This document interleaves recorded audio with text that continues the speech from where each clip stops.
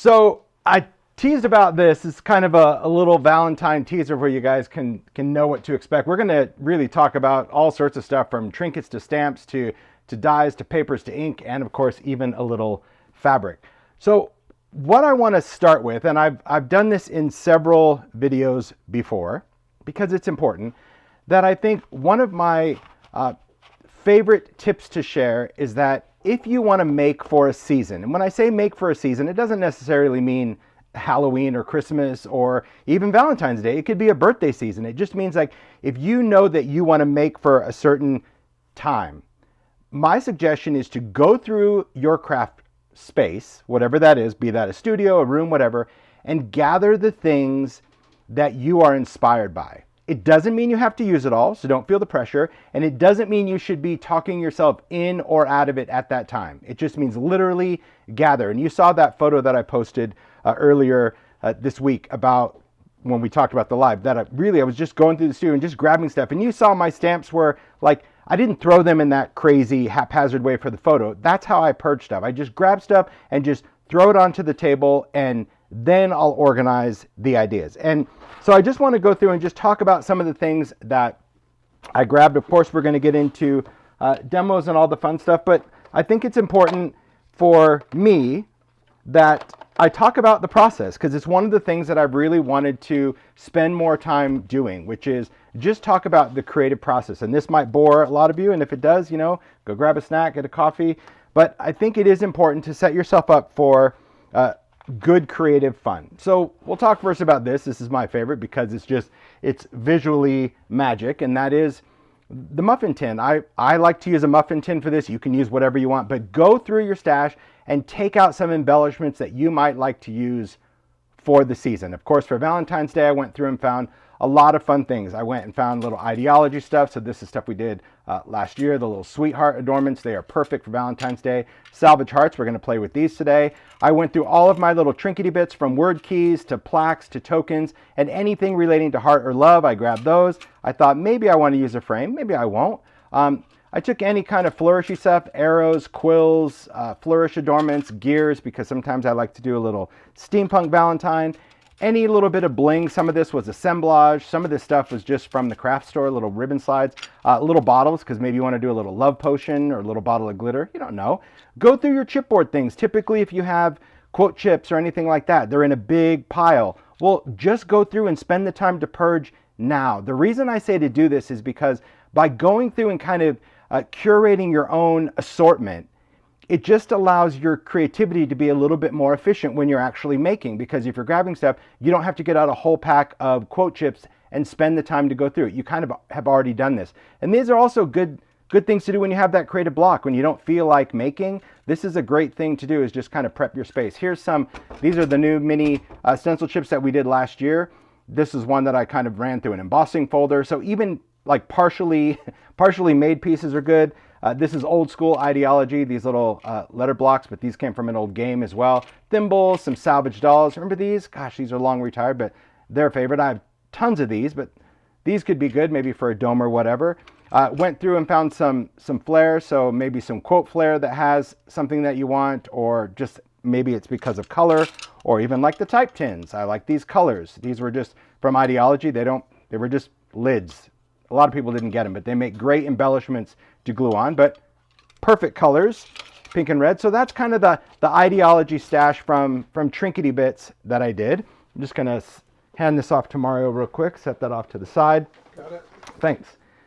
Then I go in and I have a cart. I have a cart off to the side. Now you can use whatever type of cart you like, but I do recommend this. If you don't own a cart, and rarely do I say this, you guys, if you don't own some type of portable creative craft cart, you really should treat yourself to one. I'll tell you that. It is my most used thing in the studio. I happen to have an ideology cart that has baskets that we did years ago, but maybe it's a cart from IKEA or Costco or Walmart or Target or wherever you are. But you want a cart for several reasons. One, it's portable. So in your creative space, you can kind of move around. If you have them with a top like I do, you can put a die cut machine on it, maybe a sewing machine, something where it gives you a little bit more creative space. But I don't use it for storage. Never. When I don't have stuff in here, it's empty.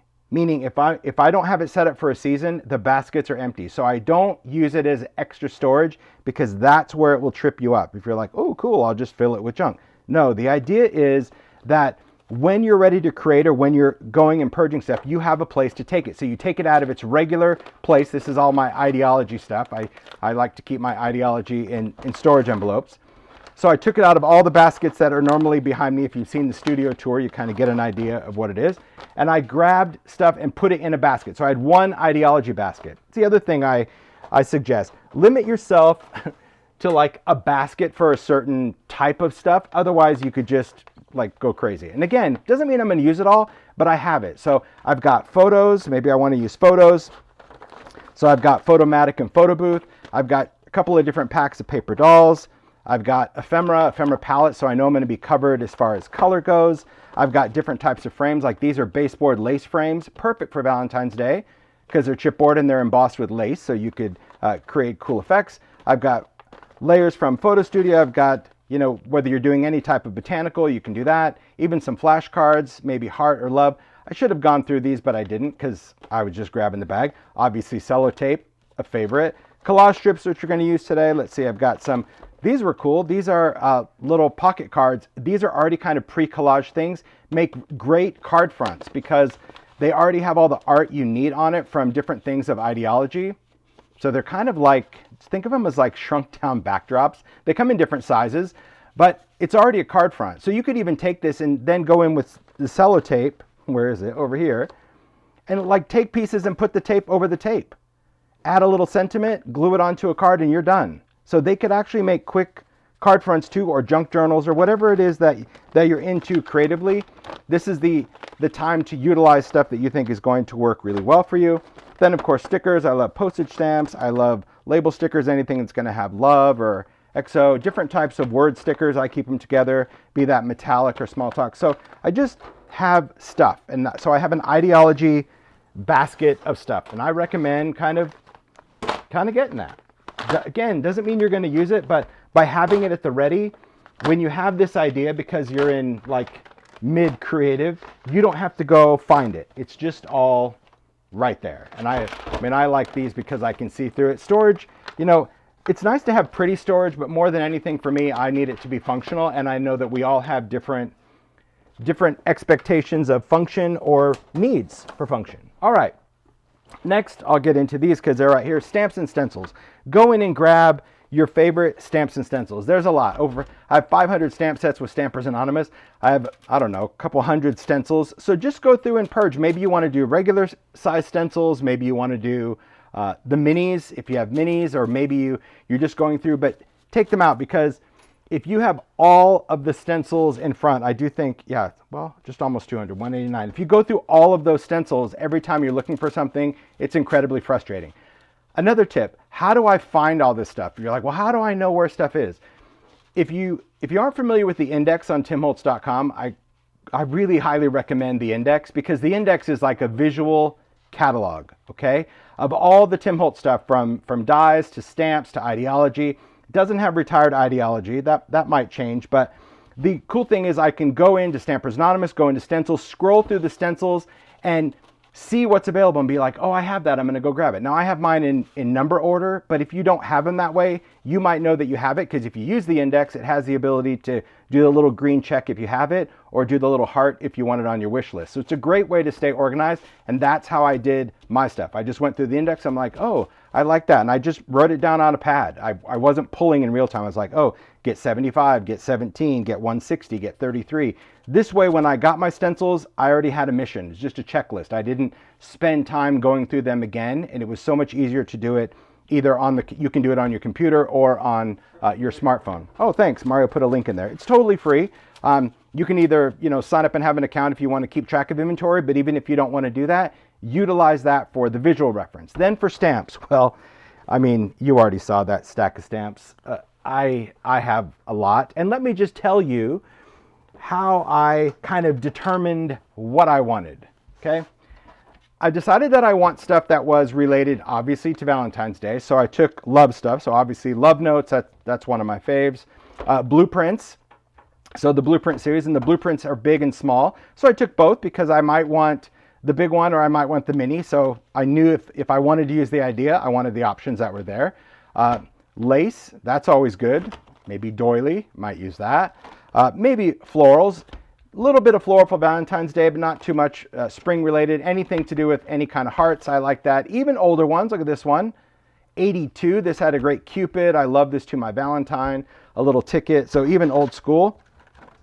You can also take something, you know, another solid, another Cupid. I just grabbed whatever I thought. Then maybe like an alphabet, because I want to do like X and O. I love Sign Painter, so that might be a good one. Anything that I remembered, like even things like this, because if you remember for Halloween, we did Boo Crazy with the ghosts, and this kind of gave it a little life again about bird crazy and crazy cats and crazy dogs. But this has little elements, little icons for all year. So it's got birthday stuff, it's got stuff for Father's Day, Mother's Day, Valentine's Day, Easter, patriotic stuff, graduation, Halloween, Christmas, even a little spring or just creative stuff. And it comes in 2 scales. So this is kind of always a go-to if you want little embellishments, because whether you're using stamps or even die cuts, there are coordinating dies for these.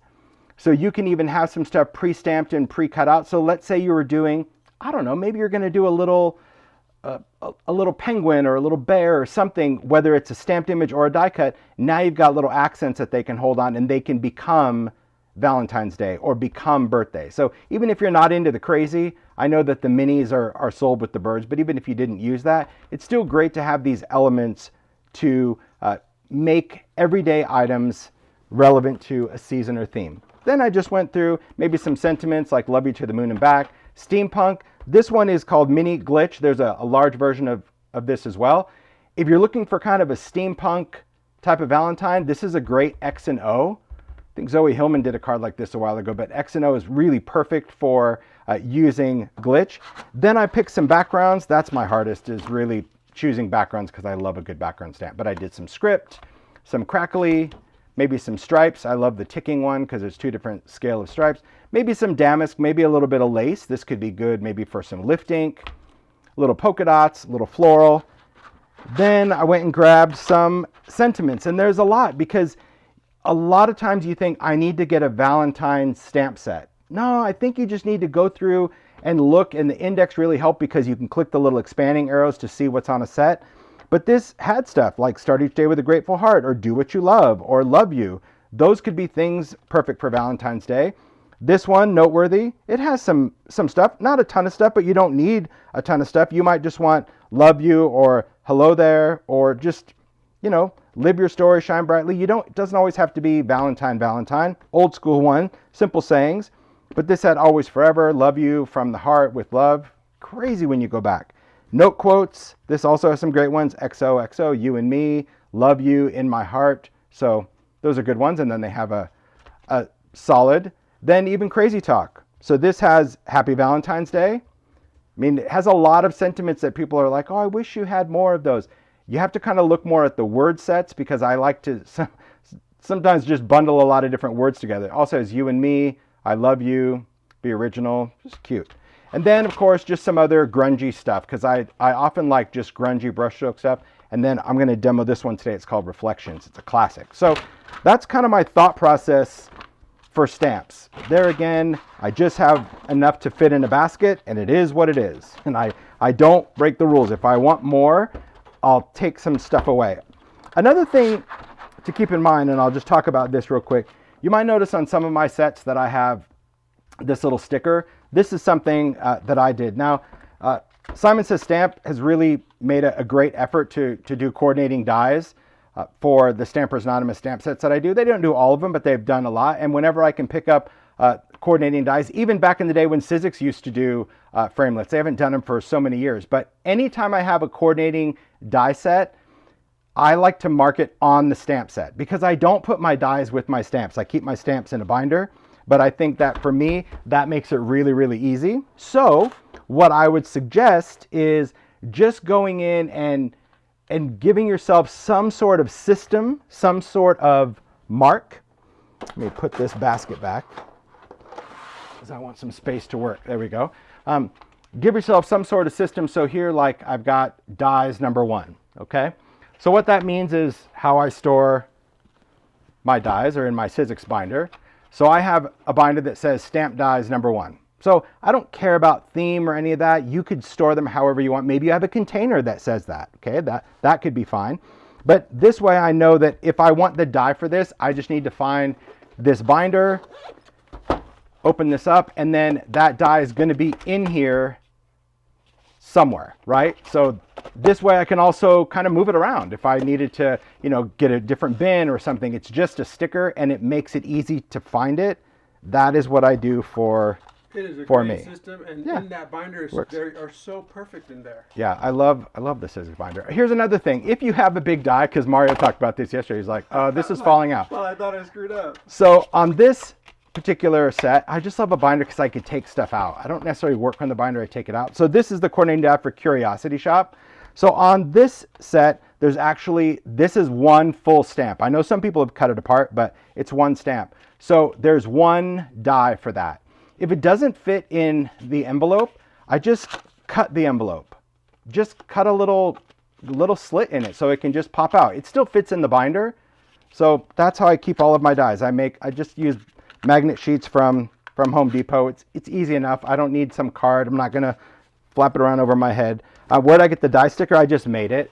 Just printed it on the computer and used a circle punch. So yeah, you can do sticker paper, just do whatever, because whatever your system is, you know, you might do it color coded. It's just a system that works for me. My point is, have a system, create a system, stick to the system, and then you'll use your stuff more, because out of sight is out of mind. So if I don't leave myself some sort of little reference, I'll forget that I even had coordinating dies. And for me, I know some people have their stamps and then they have their dies behind it, because maybe you store in containers on a shelf.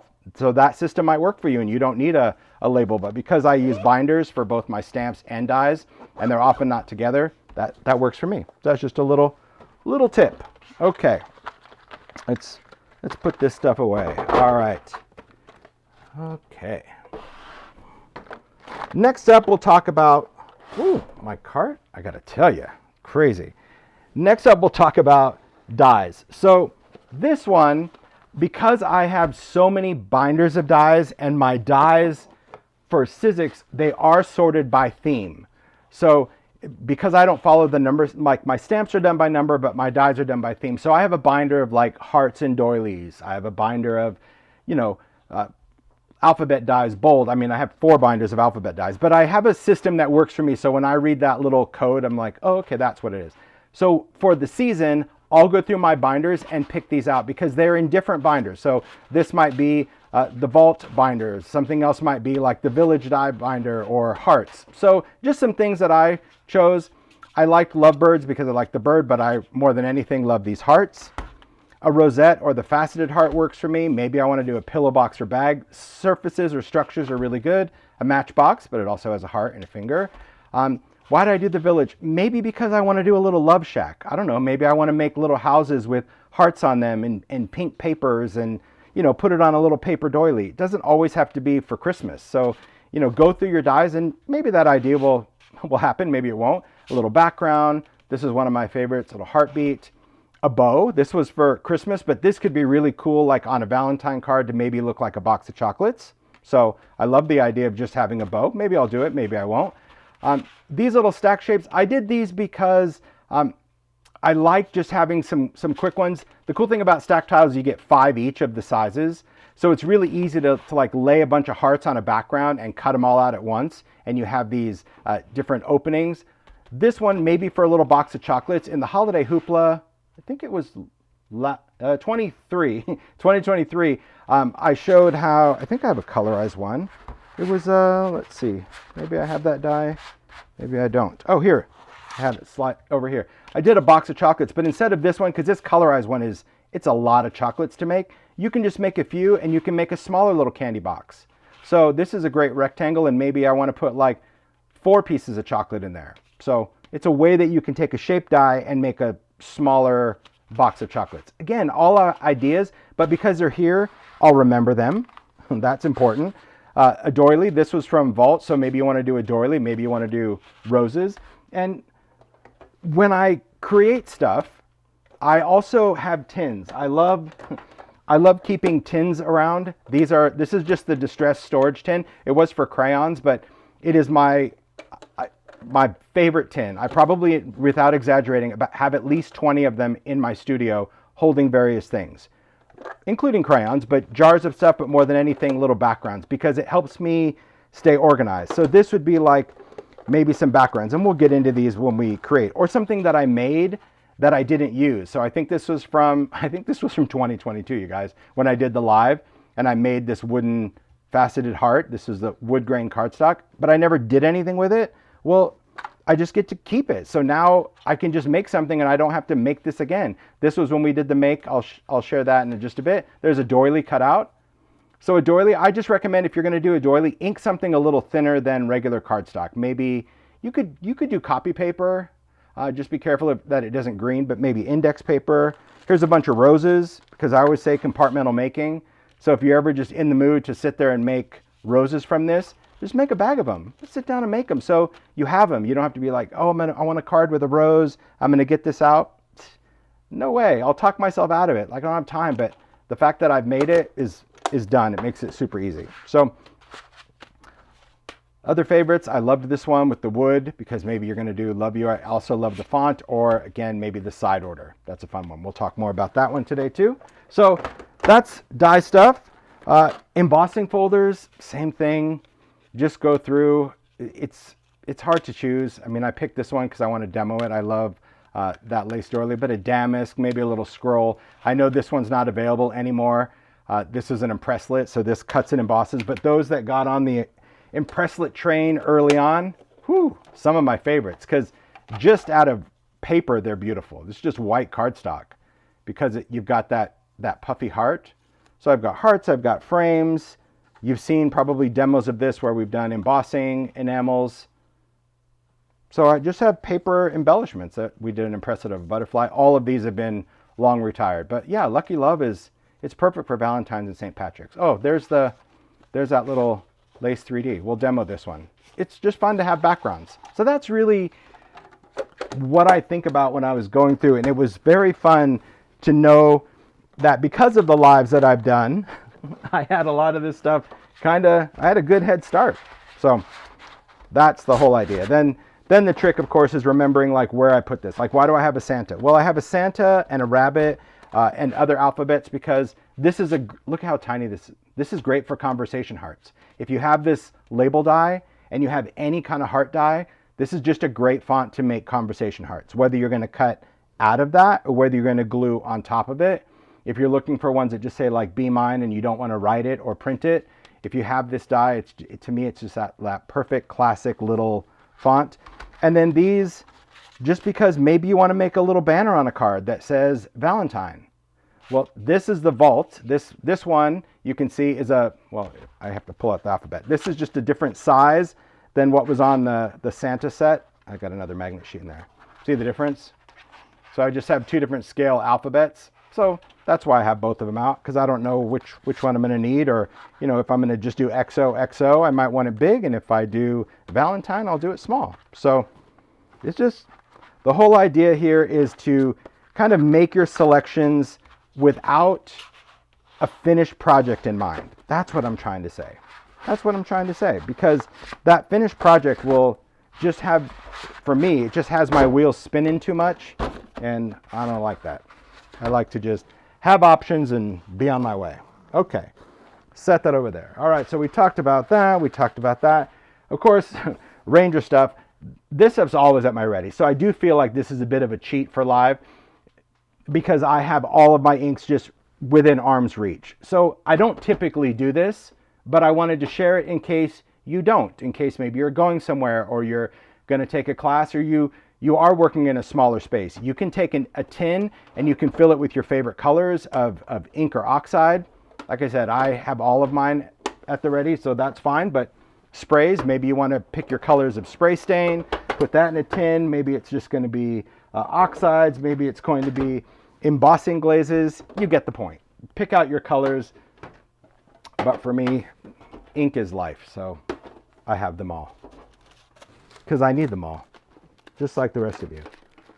Okay, then we've got some fabric. Now this is cool. I don't do a lot with fabric yet, but I'm going to be doing more and more. And I was really inspired by Paula. She just did I think it was earlier this month. She did a whole tag collection using the Eclectic Elements palette red. And I'm like, I need to start doing some fabric tags. So thanks, P. You inspired me to create some tags. Mari, if you have that link, if you can throw it up, it's a cool post. So Eclectic Elements palette, this is the collection that we launched. It's a year-long program where every month there is a new color. So far there's pink, red, and orange that are out. This is just what's called a fat quarter bundle, where it's got just a little folded piece of each different design in the color. Each collection has different art in different colors, but you know, for me as a maker, a fat quarter is plenty because I don't really sew anything big.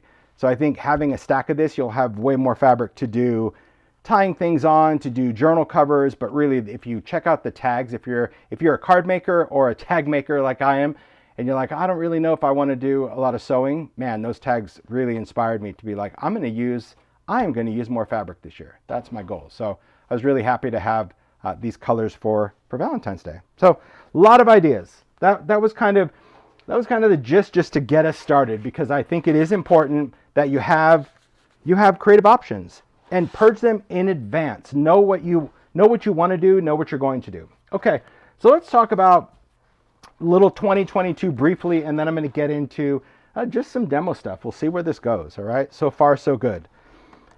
So if you're looking for a class, one of the things people said is like, oh, I hope you do more like classes from start to finish. Sometimes that might happen. That's really not my jam. I don't like to make on demand, if you will. I like to just kind of create components and then assemble them because I love the process. And I think sometimes when you're creating on camera, you're under a little bit of a deadline. But I had fun doing this. This was back in 2022, so never say never. But this was, so there is a blog post. It's just called Steampunk Valentine. It's on my blog, but there's a video. And it's just a vignette box. It lights up. It's got a really great steampunk heart. We talk about foil tape. We talk about this little 3D folder. This one's been retired, by the way, but it's a small little scale of Foundry.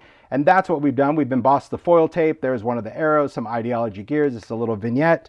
But the base is a styrofoam heart. And what I want to remind you of is if you like certain shapes, it's much easier to find during a season. Like you can go to the craft store or check out the dollar store, or if you shop Amazon or whatever it is, find a shape, even if it's not what you like in the moment. That's a good time to pick it up and get it because you might use it later. And so these styrofoam hearts I picked up during Valentine's Day a couple years ago. I didn't find them this year, but you know, you can probably Google those. That's the easiest way to do it. But I just love the idea of creating this.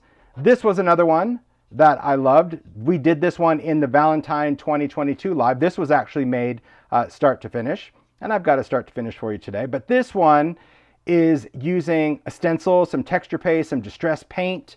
We did it on the back of a little vignette box so it can just stand up. But my favorite thing was typography. And I remember when I did this, people were pretty annoyed that I was showing something that wasn't available anymore because typography had retired by then. But if you guys have been following the brand, you know that we launched these in Halloween last year, and now they are part of the everyday line for ideology, for now, I can say. But what we did different with this pack, if you look on the back, there's multiples of the letters now.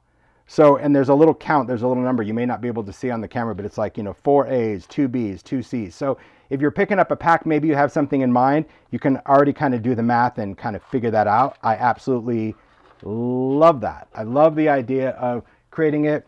I just store mine in a jar because anytime I need to find letters, I just dump them out and go through that. It's just easier. I love it. It's my favorite. So I'm happy they're back.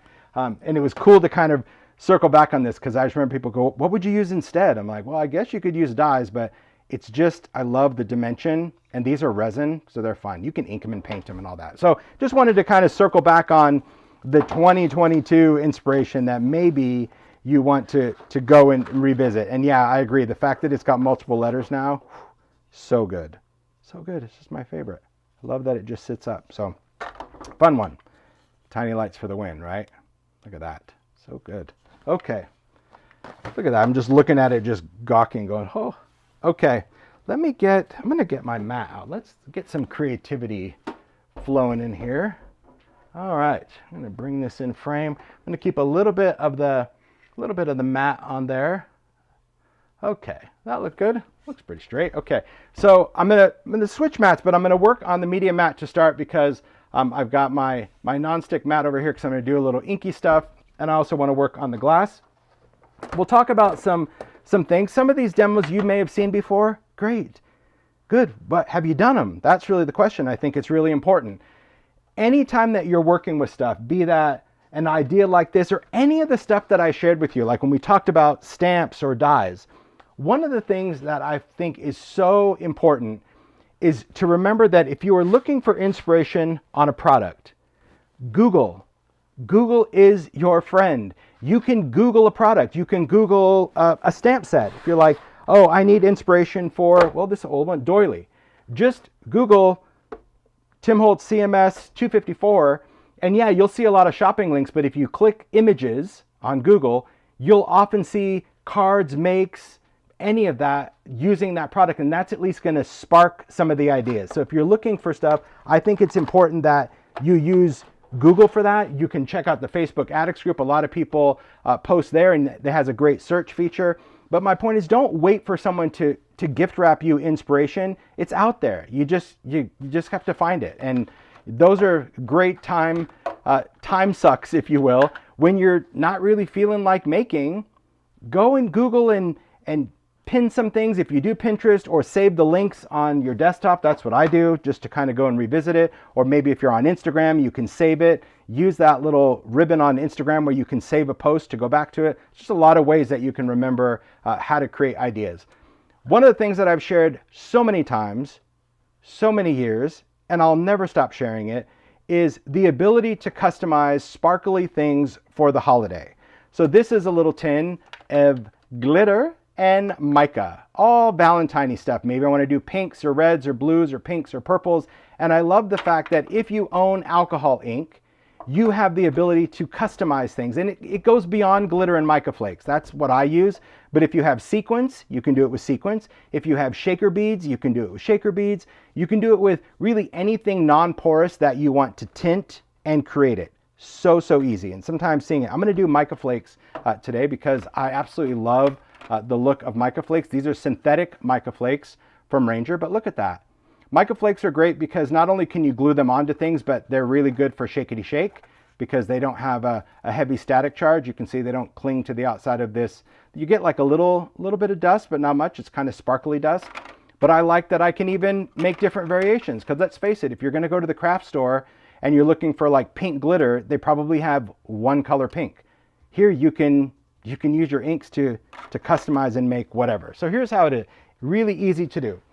You're going to need a paper towel. That's going to absorb a lot of the moisture. You're going to want something to store it in. You can store this stuff in Ziploc bags, any kind of containers.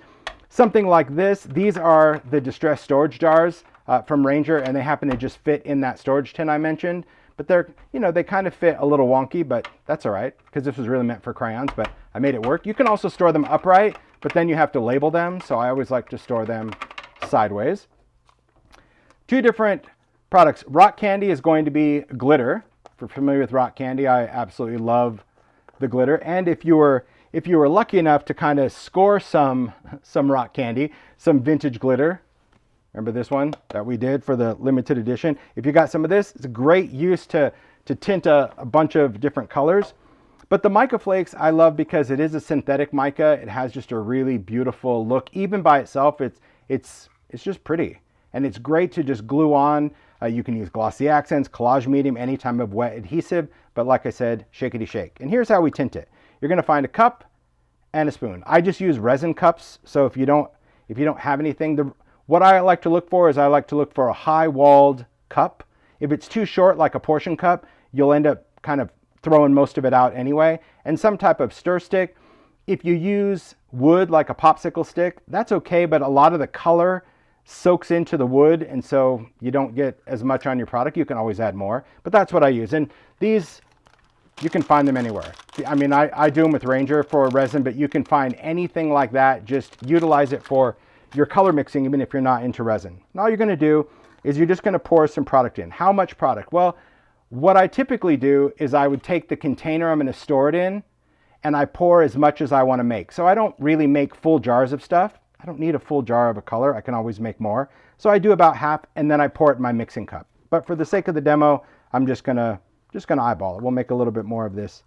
I'm excited about this new pink because we haven't had this kind of pink in the alcohol ink line ever. So last year we launched a little series of colors and one of them was Cosmopolitan, which is the perfect pink for Valentine's Day. It's really nice. So here's how it works. You dump it in, you take your alcohol ink. It does need to be alcohol ink, okay? Alcohol ink is for non-porous surfaces. If you try to use a re-inker like a distress ink or oxide re-inker, it won't dry. So you need alcohol ink. Then you're just going to squirt some in. How much? Well, that much. You just squirt it in. That's it. Then you're going to take that little scoop and you're just going to start mixing it. And don't freak out because it's going to look like nothing's happening. Just keep stirring. Just keep stirring. Just keep stirring. Stir, stir. And I work on the paper towel because as I stir, even though this is kind of a high-walled thing, you can see stuff jumps over the wall. That's all right. Then I'm using this. I like that this has a little paddle because I can kind of push that color into those flakes. The thing about mica flakes is when you mix them, you kind of want to be gentle. You don't want to like be too aggressive because it's a synthetic and it will break down into smaller pieces, but I mean, it starts out some really good size flakes. And you can see in no time, the color's mixed. It's done. And then once you are happy with it, if you wanted it to be darker, add more ink. That's pretty easy. But if you're happy with it, be done. Then all you're going to do is pour it out onto a paper towel, just like that. And all that's going to do is it's going to give the ink a chance to fully dry. Alcohol ink, although it dries very quick, it does contain resin. So if you don't let it air dry, especially if you're going to put it in a sealed container like a jar, it could get really clumpy if you put it right into the jar. So I just let it sit here for really, it only takes maybe 5 minutes and then it's ready to put away. So that's it. You don't have to spread it out. Just this pile is fine.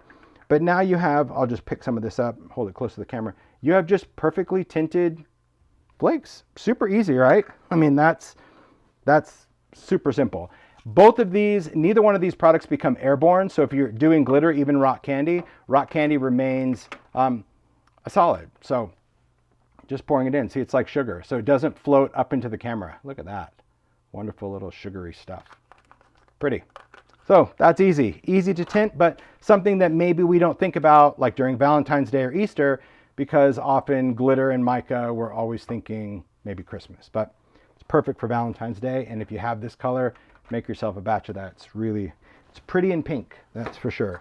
Okay, so I've got my little tin of sparkly stuff. We'll see if it gets used today. I'm not sure, but I have it, right? Like makers, we have it. All right, I'm going to hand this off to Mario. Thanks, Mario. There you go. Just because I already have a container, I'll move this out of the way. Okay. This much? Thanks, actually. Yeah, if you want to take that, sure. That'd be good. And I think that's it for now. I'd like to say more, but I might need it. So, right, that's how we are. All right. Next up, I'm going to start with something old because I can, and I'm really happy about it. This is something that I have to say I was very shocked when I look back at how long ago I did this. This is a product called ShadowPress. And ShadowPress was something I did with Sizzix 10 years ago. Crazy. 2015 is when, I think it was 2014 when we launched it, and then 2015 we did the shuttle. And sometimes I just think, there's just ideas, and maybe 10 years ago people weren't too ahead of your time.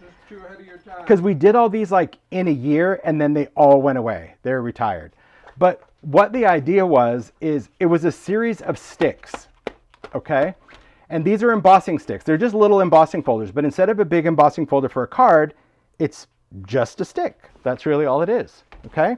The great thing about this particular product is it gives you the ability to emboss a word. And it's just weird because it's kind of a drop shadow-ish, which I absolutely love. And here's what it does.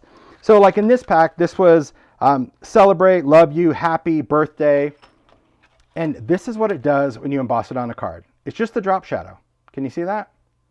So there's nothing raised on the front of this because all it did was kind of push in that drop shadow deep enough that when the light hits it, it's pretty perfect. And that's what we first launched. And I love the idea. And then people were like, wouldn't it be cool if we could add color? And I'm like, it would be, because I used to take a marker and draw in there. But of course, Kevin, the guru at Sizzix, is like, I can make you something. I think this was, I don't know what it was called. It might have been called like a shuttle, or it was a weird name. But essentially what it is, it's a template that allows you to ink your ShadowPress folders and deboss the color. So again, smooth on the top, debossed. Whoa. So I'm just going to share how it works. And so like if you were doing planners, there was the whole series of the different months, so you can do it for birthday cards. There was adventure words. Super, super fun. But I'm going to do love you. Did I take that out? Nope.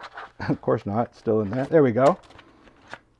So it's just a thin embossing folder. So it's the same sandwich that we would use for big ones. I just love the idea of working with that. I see so many comments of, I'm going to dig these out, I'm going to get it. That's what it's about, right? It's when you see it, you're like, I have that. That's cool.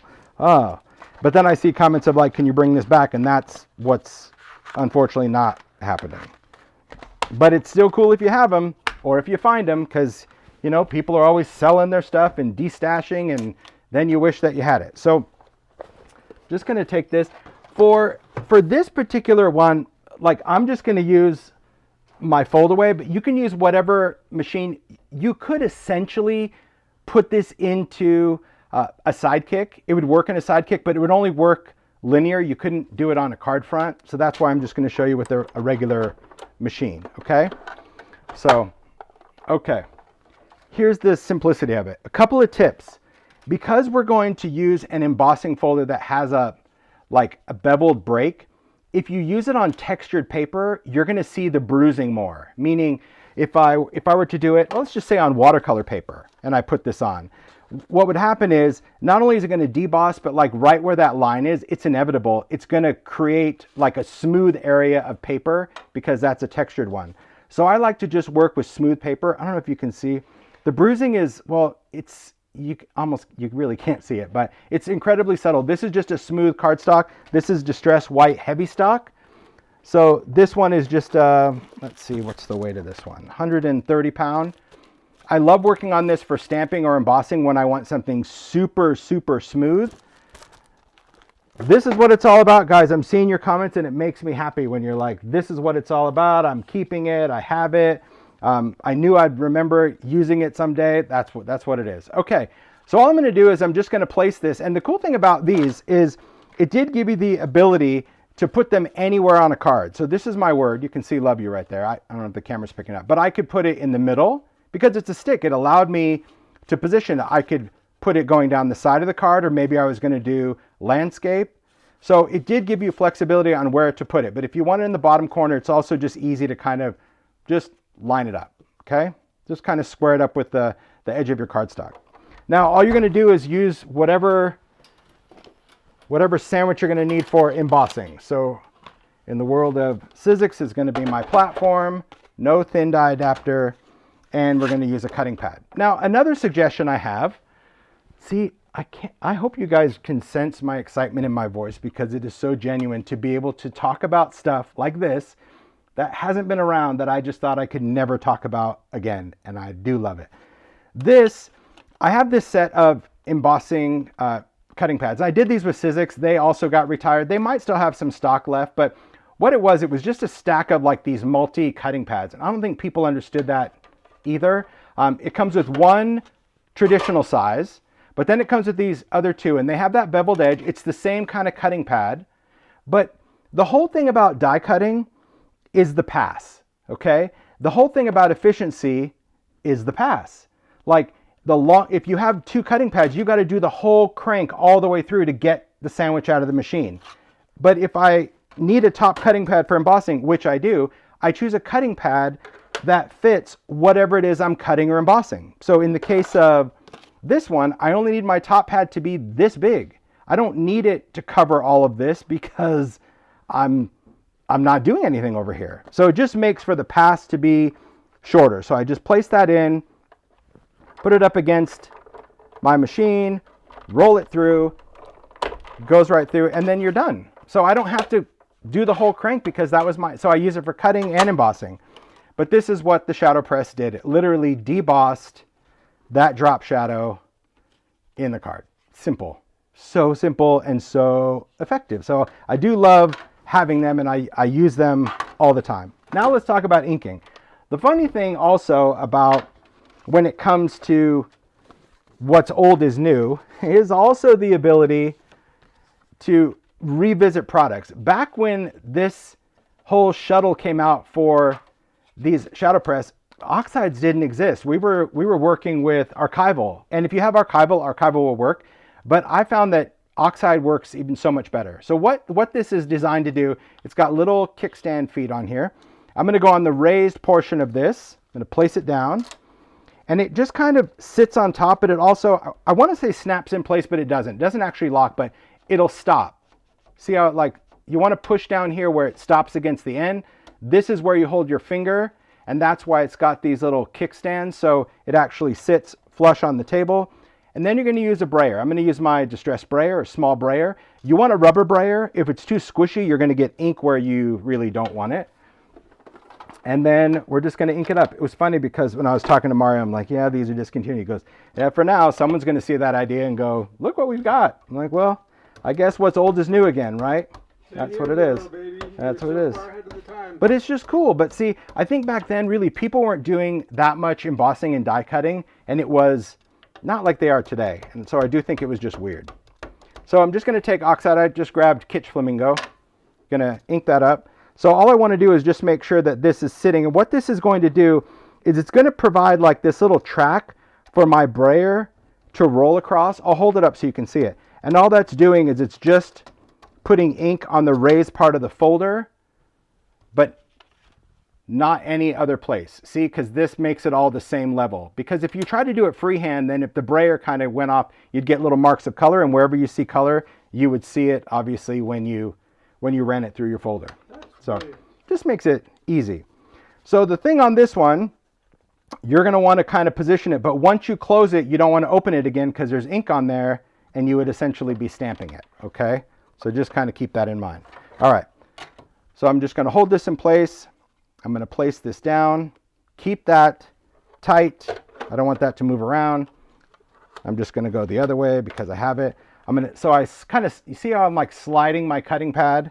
Just trying to keep that from moving if I can. Demoing it's a little trickier because you really need like 6 hands. 4 hands. Yeah. Okay, so once I get that going, just going to roll it. See, it just pops through. That's the only pass I need right there. And then we take this out and we've got our color in there. Done. Simple. Man. And these clean off because if it's oxide, you can just clean off the folder with just a dry cloth or water. Simple, right? Simple, simple. So I do love that. This easy to clean. Just going to use a little bit of water. Spray, spray, spray. Just going to roll that through the water. Where is my ink towel? In my pocket. Just going to grab my cloth, clean that up. So we're going to talk about oxide and folders because yes, I wanted to start with ShadowPress, but I don't want this to be, a boohoo party if I don't have ShadowPress. That's all right.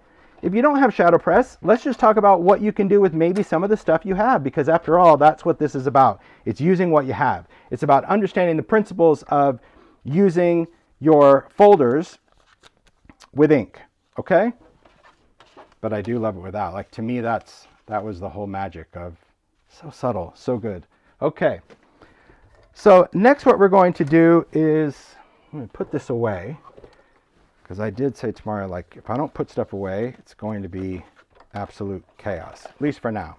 Can I hand you that, Mario, please? Sure. Thank you. You bet. Okay. ShadowPress for the win. I see so many people that have it. That's so good. Just have me say, like, I remember that. I have it. I've not used it. Okay. Well, see, now's the time you can use it. So what we're going to kind of circle back to is what I talked about kind of at the beginning, which was this one. Because knowing that you can ink your embossing folders, you can do a lot of different things by inking folders with oxide. Sure, it's not going to be the same as a ShadowPress, but you're going to be able to utilize your textures a little differently, okay?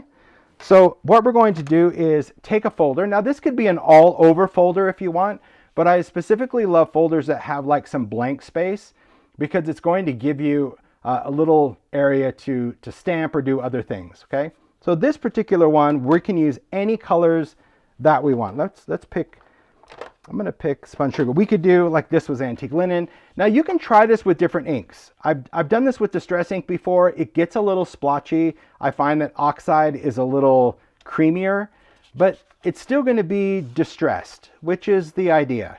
And you can completely change your level of distress. I've seen people spray this with water. I've seen them use brayers. I've seen them use all sorts of things. But what I like to do is, when you're working with this, you're just going to take your ink and you're going to look on your folder. Now, again, we're going to ink on the part that has the innie, meaning not the raised part. If we're doing the raised part, then that's actually going to be what we just did with ShadowPress, where we could deboss. And I'll do both to show you. But I'm going to work on the smoothie part. So you could use a brayer if you want to, but because this is a felt pad, it's pretty rigid, so there's not ink going into those areas. Can you see that? But if you were working with a different type of ink that's maybe foam, kind of squishy, you might want to try a brayer. I did see a comment from Tammy B of like, that's why you just pounce on things that you get. I agree. You have to, but sometimes you don't know what you don't know. There's little bits of ink pad thread. So what I'm doing is I'm kind of swiping and turning. I'm going in different directions. I'm not dragging linear because a folder, it is molded in plastic and you just get some weird different variations from the plastic. This is what it is. This is a light color. This is spun sugar. Now you have some options also when it comes to papers. You can try watercolor paper. You can try white heavy stock. You can try mixed media. You can do craft. You can do a lot of things. So we're going to take this in stages just so you can see the difference. I'm choosing white heavy stock. So I'm just going to start with just an inked folder. At this point, no water. Just to show you, just the options. So I'm going to place that in. Now we're doing a 3D. So a 3D folder is just a single cutting pad. Typically you would want to mist a folder with water, but I don't, because I don't want to add any water to this. You could spray the back of the paper if you were having trouble with it. I also like to have my folder at an angle if possible. It just makes the roller grab it a little differently, makes it a bit easier to get through. I definitely like, this is where I need like the extra hand. Because typically I use my, can you just hold your hand at the end? So all I'm having Mario do is just hold the end right there. Yeah. And then just push it towards the roller. Push it in. Did you get it? No? Here. No, here, I got it. I'll just move it back. You have to kind of give it like this head start for it to grab. There we go. There we go, thanks, I got it. Because typically, like when I'm working on my table, I have it sitting up against my body. It's just harder on camera. Thanks, Mario. He's like, stretching over. Okay, so this is what it looks like. Debossed, you get like almost an airbrushy look if you don't add any water. It's really pretty. It's kind of, I'll just say creamy, dreamy. And you can see around here that you've got just a little bit of color. Now again, we did just a very light color on this one. This one was spun sugar.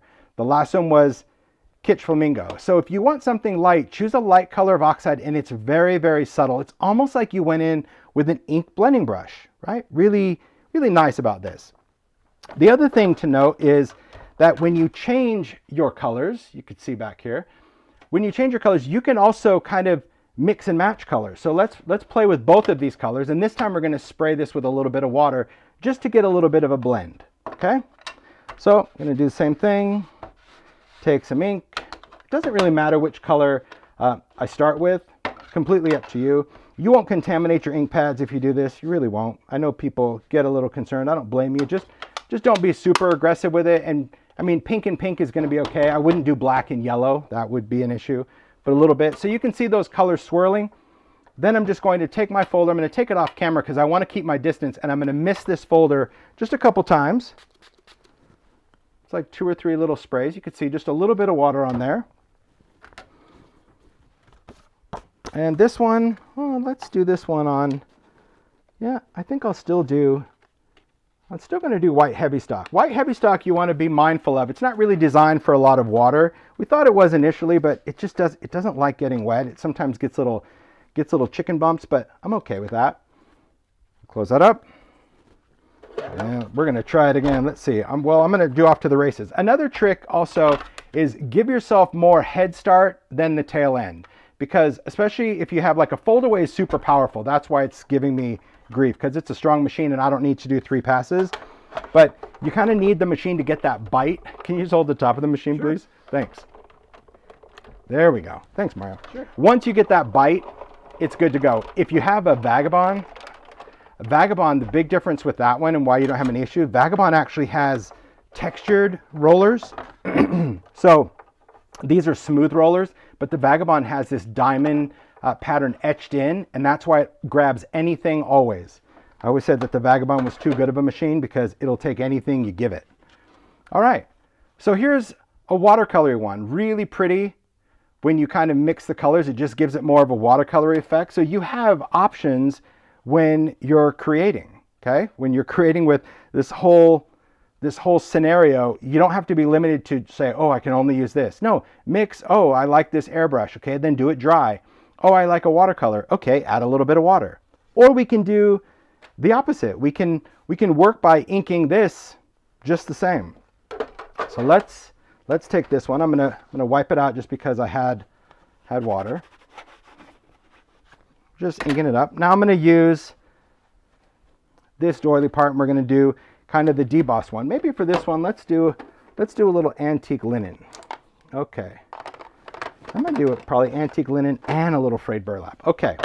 For this one, I'm gonna use ink and oxide. Now, there is something you have to keep in mind when you're using ink and oxide, that if you want to use the two, you have to put ink on first, then oxide over the top of it, because ink will not contaminate oxide, because oxide is a fusion of dye and pigment.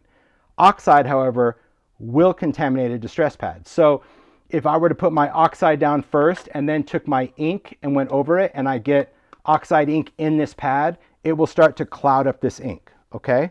So just remember, if you want to use both, which you can, ink first and then oxide. The reason I'm doing both is the ink is going to give me just a little bit more color.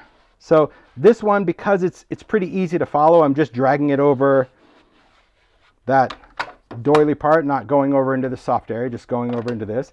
And then I'm going to take the oxide and just kind of do the same. You're like, well, why are you doing that? Because I like probably the intensity of the color. Frayed burlap is just going to give it a little bit of a darker hue than if I just went in with oxide alone. Okay. Then I'm going to take my paper. Now I'm going to just white heavy stock, because I'm going to go with that. Could you spray it all that? You could. There again, it just depends on how much color variation you want. I'll take that in. Mario's hands. Thanks. This is working for camera. I do like. Thanks. Got it. As soon as it bites, like I said, the Vagabond, man, if you have it, it's still my favorite. I just love it. Okay. So now this is what we get. Take a look at that. Isn't that pretty? So cool. It's just a different look. Now, obviously the folder was designed to be this side up where you get the detail, but this is not bad. It gives you that kind of debossed look. Sometimes, depending on the pattern, it could look a little gatory, but I think that it still works as a doily, probably because of those little florals, but just some different elements. So there'd be like your positive and negative, inking the smoothie side and having the white, or doing the deboss. There's no right or wrong, but the point is, when you have this, play. Just get out and play with the stuff. Make more than one background. If you're going to get out that folder, you don't have to make 10 of them. You don't have to spend an hour doing it, but you can make more than one, so you have it and you play around with some different colors. That's why if you have it all purged, you're good. This I would just clean out in the sink. That's it. So I'm just going to leave it until after the live and then just run it under water and wipe it out. Pretty easy. Thanks for the extra hand, Mario. Sure. A muscle, that's what it is when it comes to working with that. Okay, so far so good. Now we're gonna just work on some inky stuff. I do love it. Okay, here we go. So next, I'm just going to let me move this stuff off. I'm an organized person. It is. I have to say I feel very different this live, very relaxed. Not having an agenda is a very strange feeling. And that's not saying anything bad. It's just, when it's kind of like, you just do what you want, how you want, kind of go for it. All right, let's work on just some backgrounds, because I do like to play around with some different background ideas. I'm going to go back to this tin just to get some other things out. I love the idea of, like, this was one that we did. This one wasn't a Valentine demo. This was distressed watercolor pencils last February, and that's also when the Love Note stamp came out. So that was a fun one to go and check out. But, you know, even with backgrounds, I'll go through, if you like to save your backgrounds, just go through and maybe pull some that might actually work for Valentine's Day. Doesn't mean you have to use them. But yeah, there's a lot of cool ideas. Oh, I'll share this one. This is a fun thing to do with the background stamp. But maybe you have things like with folders. Here I was playing around with the side order folder and just playing around with doing an all over pattern and inking before or after. Let's just play around, see where we go. Okay. So for backgrounds, I want to just share with you that there is no perfect product for background. The perfect product is what you have. That's what makes it perfect. So you can use inks, you can use sprays, you can use a combination of things. I think it's really whatever it is that you want to create. Okay, I'm gonna grab some Spritz. I ran out of room, so the Spritz just right there on the second shelf on the left. Thanks, Mario. I've got so much stuff. Just have it. There we go. All right. Perfect. Okay, just gonna grab a couple of things. Thanks. More? Yeah, no, this one's fine. I keep mine still in the tin just because I haven't, so I'm gonna just put that tin over here. I've just got, well, I don't have any, so you can just set it on the shelf. Thanks. So I'm just gonna have some Spritz off to the side. Oh my gosh, crazy, crazy. Okay, I'm gonna take a couple of colors of oxide. And, ooh, I do love that. Tattered Rose, Saltwater Taffy. And I'll do some sprays.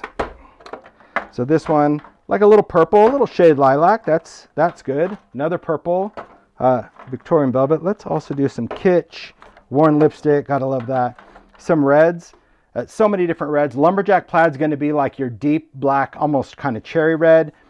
Festive Berries and Candied Apple are a little bit more, I don't know, kind of vintage red. Barn Door is going to be a warm red. So just really depends on how you want to mix. Okay, and I already have picked raspberry in the ink. So the point is, you can have so many different kind of products. You can work with ink pads and oxide pads. You can work with sprays. You can work with Spritz.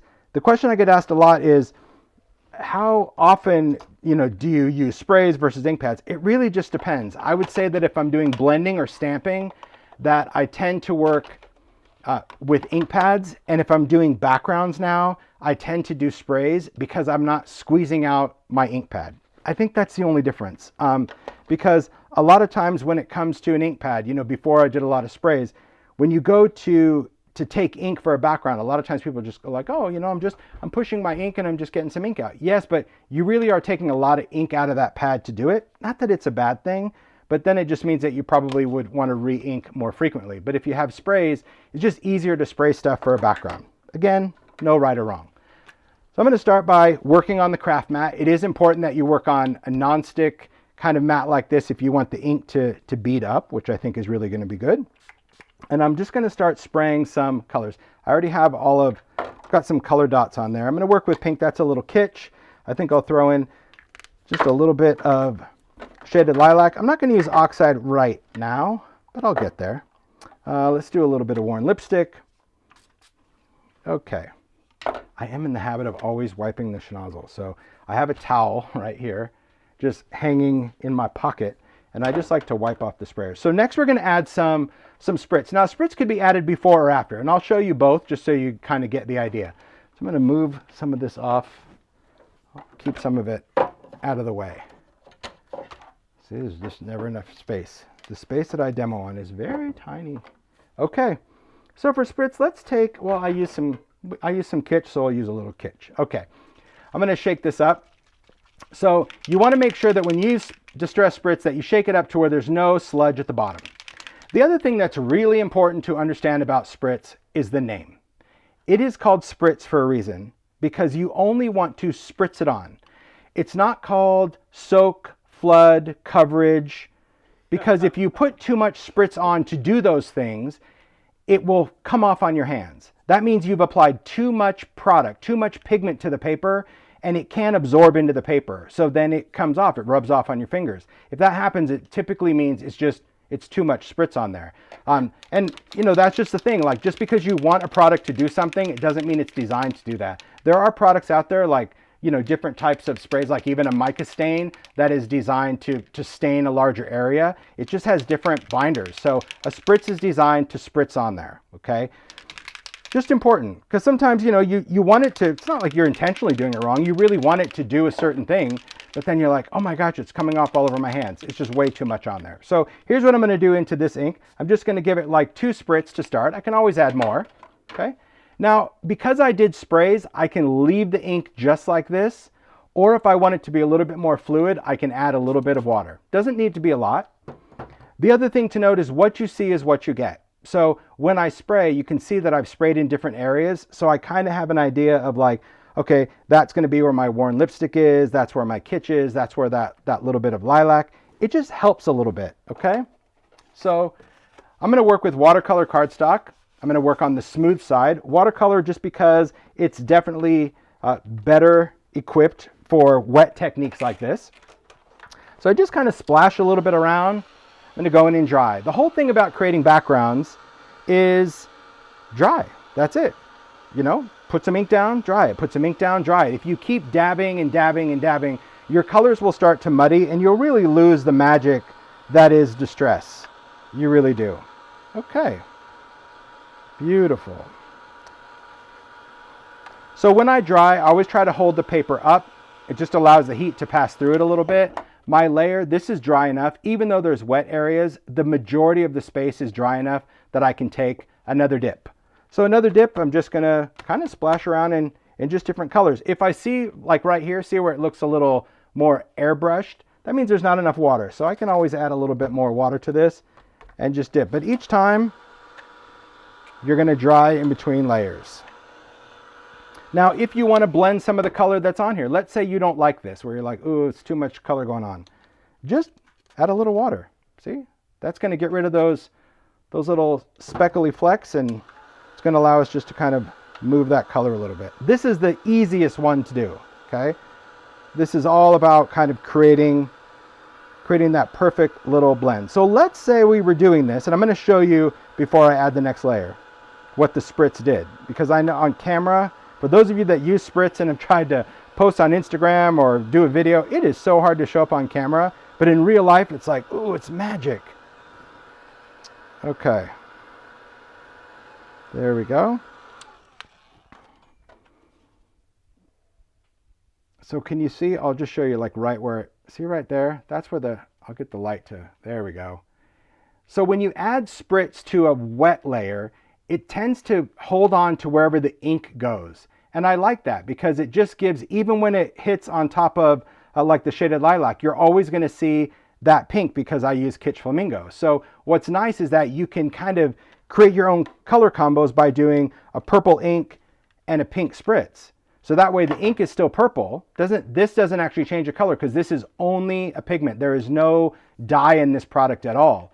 So it's really nice that when it layers with another color, you get like that purple, see right there with that little shimmer of pink. That's the fun thing about spritz. A little goes a long way, but I can add more to it, and I will.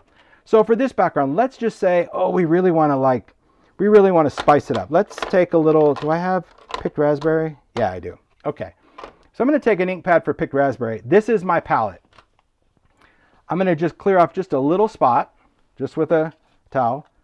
Smush my ink pad because I don't want as much, if I sprayed it, I don't want that much kitsch. So that's when I decide to go to an ink pad, I guess.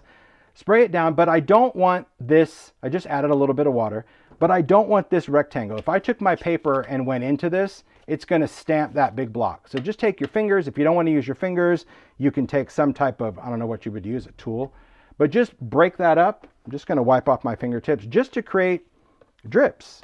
So now I can add a little bit more of that brighter pink that just comes through, but it allows to kind of create that beautiful, beautiful look. And I'm going to add spritz to the top of this because spritz doesn't have to be an undercoat. You don't have to cover it with things. It can easily be a top coat as well.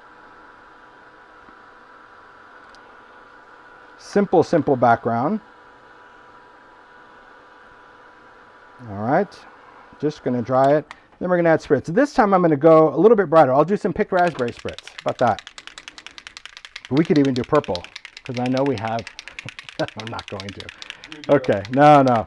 So I'm again shaking it, looking.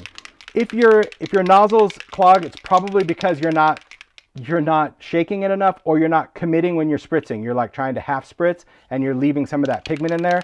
They do have replacement sprayers for the spritz, and that's all I can suggest. I've tried soaking, I've tried upside down spraying, and it just doesn't work. So I'm just going to kind of go in, kind of keep my distance, just give it just a little. Oh, see, there's one. This is one that totally clogged on me. Perfect. Now you want some purple? No, I'm just going to use the schnozzle. And I just wanted some speckly flecklies anyway. So, bam. Yeah. But I will need a replacement sprayer, please, on picked raspberry. Indeed. So there's my little dots. But I'm also going to spritz because I still want something a little dusty. There we go. There we go. There's our spritz. So see how that spritz creates a, it's really hard to see that this far away, but it's got little tiny dots. I hope you guys can see that. It's often why I like the camera a little closer so you could really see the action. But that's what's going on right there. So I'm going to dry it. And even those areas that I splattered on are still going to dry. All right. And you don't have to heat set it. The heat tool is not necessarily heating it up again. Yeah, always Mario to the rescue, Ted, always. It just is. I use my stuff, but I would have to say I'm the one that doesn't take my own advice when it comes to, shaking and double checking, and I just kind of use it. So here's what we've got. There's a background, but see that beautiful picked raspberry? It's on there. It's not coming off. That's it. I mean, now if you use a paper towel is abrasive, so that's actually scratching it off, but it doesn't come off if you use it as it's intended, which is a spritz. It's kind of a top coat or a mixer with your ink.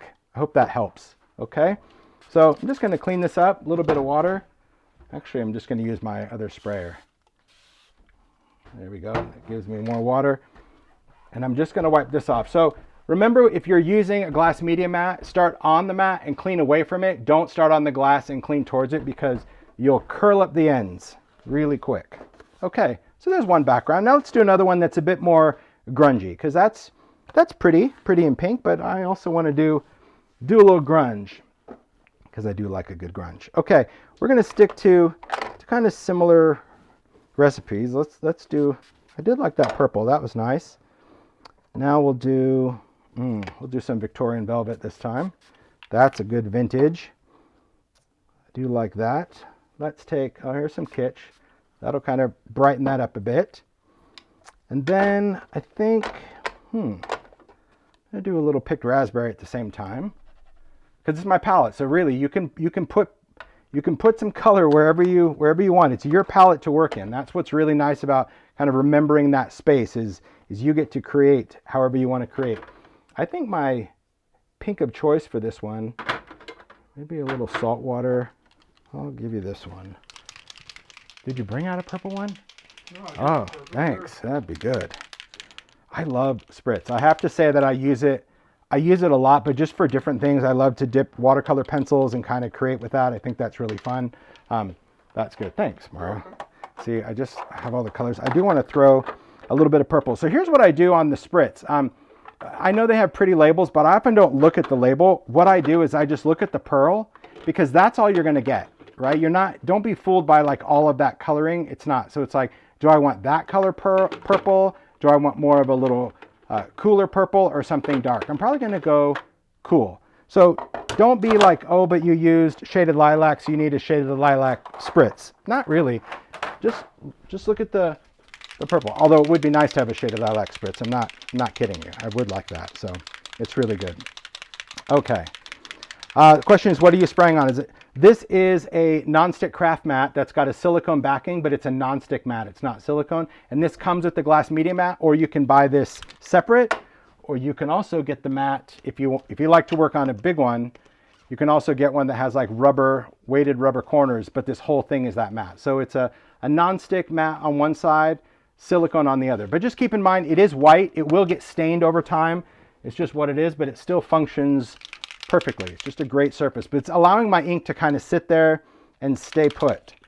So let me add a little bit of, we'll do a little purple spritz there, and I'm gonna do some pink spritz there, because you can also mix your spritz colors. Okay, this will get grungy, I promise. It's like, that doesn't look grungy. It will. So to start out, where my ink is, I need to add some water, because I need to get those droplets just like the spray here. Okay, otherwise it won't transfer to the paper. I'm going to do watercolor again because, well, I like that. Actually, if we're going to go grungy, let's do a little mixed media. Let's do this. A little mixed media. In fact, I'll even do a tag, because why not? You are the mayor tag. I love that. So mixed media, that's what these tags are made out of. It's a mixed media heavy stock. It's a little cream color, so it's not perfectly white. You can either get it in the sheets if you do cards or tags. This one is probably the most resilient to water, so I think that's really good. So what I'm going to do is I'm always kind of playing around, like splashing in the ink, meaning I never take my paper and push down. Right? You'll never see like a whole tag outline, and I change it because I just want to get color. You kind of get what you get. If you like this little polka dotness, keep it. If you don't, spray it, and then we're going to dry it. A long way to go. This is good. I do like a little bit of that Victorian velvet. It's kind of mauvey. Oh, my mauve. All right. Remember, you can move the ink. So just because that purple's in the corner doesn't mean that I can't pick this up and get it to move. And if I want it to move even more, well, we have the technology. A little bit of water. There we go. It's going to town. So all I'm doing is just drawing a little bit on this layer just so we can keep layering on here. Now I'm going to over here, do a little bit here. Excellent. Dry. So see that little bit of picked raspberry from the ink pad? Every little bit of color makes a difference. I think what's really important to remember when you're doing backgrounds, especially if you're one that struggles with backgrounds, my advice to you is devote as much time as you can. If it's a week, devote a week, where every night that week, all you're going to do is go in and make backgrounds. Whether you like them or hate them, you're just going to make them. And you're going to try different papers. You're going to try mixed media, watercolor paper, heavy stock, whatever you have, because different papers give you different results, and not always the same results for the same people. So you might find a paper that you really like, and that to me is super important. But it's all about layers. Most people want to like dip it in this sludge and it's magic right away. Sometimes that happens, rarely, but sometimes. And it's just important to remember that you've got to give yourself that freedom to play and freedom to kind of splash around and make a mess. If you want to wear gloves, wear gloves. Sometimes I wear gloves. It just depends on how messy it's going to be. All right, so now we're getting some goodness going on. So see all this stuff that's layering on. Now it's time to start playing around with adding some brown or some grunge. You could keep going with this if you had another tag or another scrap piece of paper, right? Maybe you want to do a little number 5. You can do the same thing. You never know. I'm not that one that likes to always clean up my ink with a piece of paper because I just think it wasn't my intention, but you do you. Okay, we're going to set that aside because that's not what I'm working on. Okay, so for this one, just want to make it just a little bit more dry. Now you can see I'm starting, because I did so many drips, you see I'm getting that little line of ink. Leave it if you want it. But if it looks like sludge, it dries like sludge. So if you dab it off, you're going to get instead just a cool little water line instead. That's what I'm going to do. I'll leave my towel here for now. It's like the editing tool. I prefer a cotton towel versus a paper towel because a cotton towel just kind of moves the ink a little bit, and a paper towel just absorbs way too much. I'll use a paper towel in a minute for water, but typically not for anything else. Okay, so right now that's our blend. We've got all those colors. Look at that spritz in there. See that purple? That little bit of wilted violet spritz, how that just travels through. I do like that. It's really nice. Just going to dab that off. And let's go in with some brown. Now, whatever brown you want. I'm just going to happen to use a little bit of walnut stain just because it's a nice dark brown. Just use dome foam. And I'm just going to go in different areas. You know, the nice thing about a tool is when you're working with it, use it as it's designed. Like it's designed to blend. So you don't have to only just do the edges. You can add some color wherever you want. You can make something a little darker. You can bring some over here, but don't get all judgy McJudge right now because it's still part of the background. That's some brown that I added. Now to make the brown kind of become part of the background, I'm just going to take some water and just splatter it on just to create some drips. Some drips are going to be bigger than others. I'm going to dry it for just a second. That's going to kind of create, it's going to create that outline because distress, when it gets wet, it wants to get away from itself. So it's going to, all that ink is moving to the outside of those drips. By drying it for a second, it's giving it a little bit more of an outline, but I don't want to dry it completely. Instead, I want to lift it off. So I'm just going to take a paper towel. Now we're lifting, oh look, there's a heart. We're going to lift all of that, and that's literally pulling all the color. That's what I was saying, a paper towel. See, it's even going down to any of those other colors and it's lifting it. But I love it because now it gives my background depth. You don't know when that brown went in. See, before when I was using just the foam, then it looked like everything was a little airbrushed, didn't have that fluid look. And that to me is really pretty. So now we're going to add a little bit.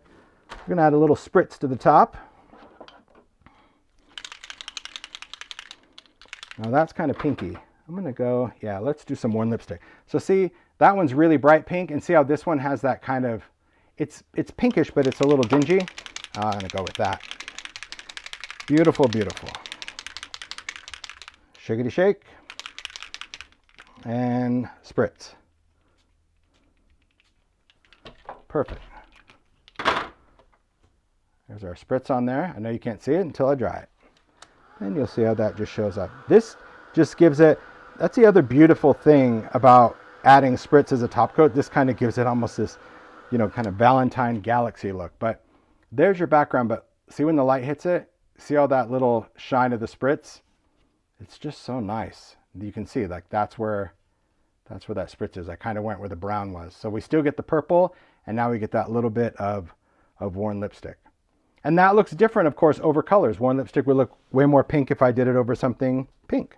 All right. So a couple of backgrounds to start. Let's keep going. Let's just keep playing because I like it. I do like it. Okay. What if we just want to create a little subtle background? Well, here's the thing that's really important to know, and this is where ink pads come in handy. And this could be traditional size ink pads, or maybe you have some minis that you want to use. This doesn't matter because this one is just going to be not so much fluid. We're going to try to go for more of a focused background. And what I mean by that is something like this. And when I say focused, I use that term very loosely. Obviously, I'm so unfocused. But it's about embracing the space, creating white space. And I think, especially if you're going to emboss over that, having some white space really, I don't know, it's just pleasing to the eye. Okay?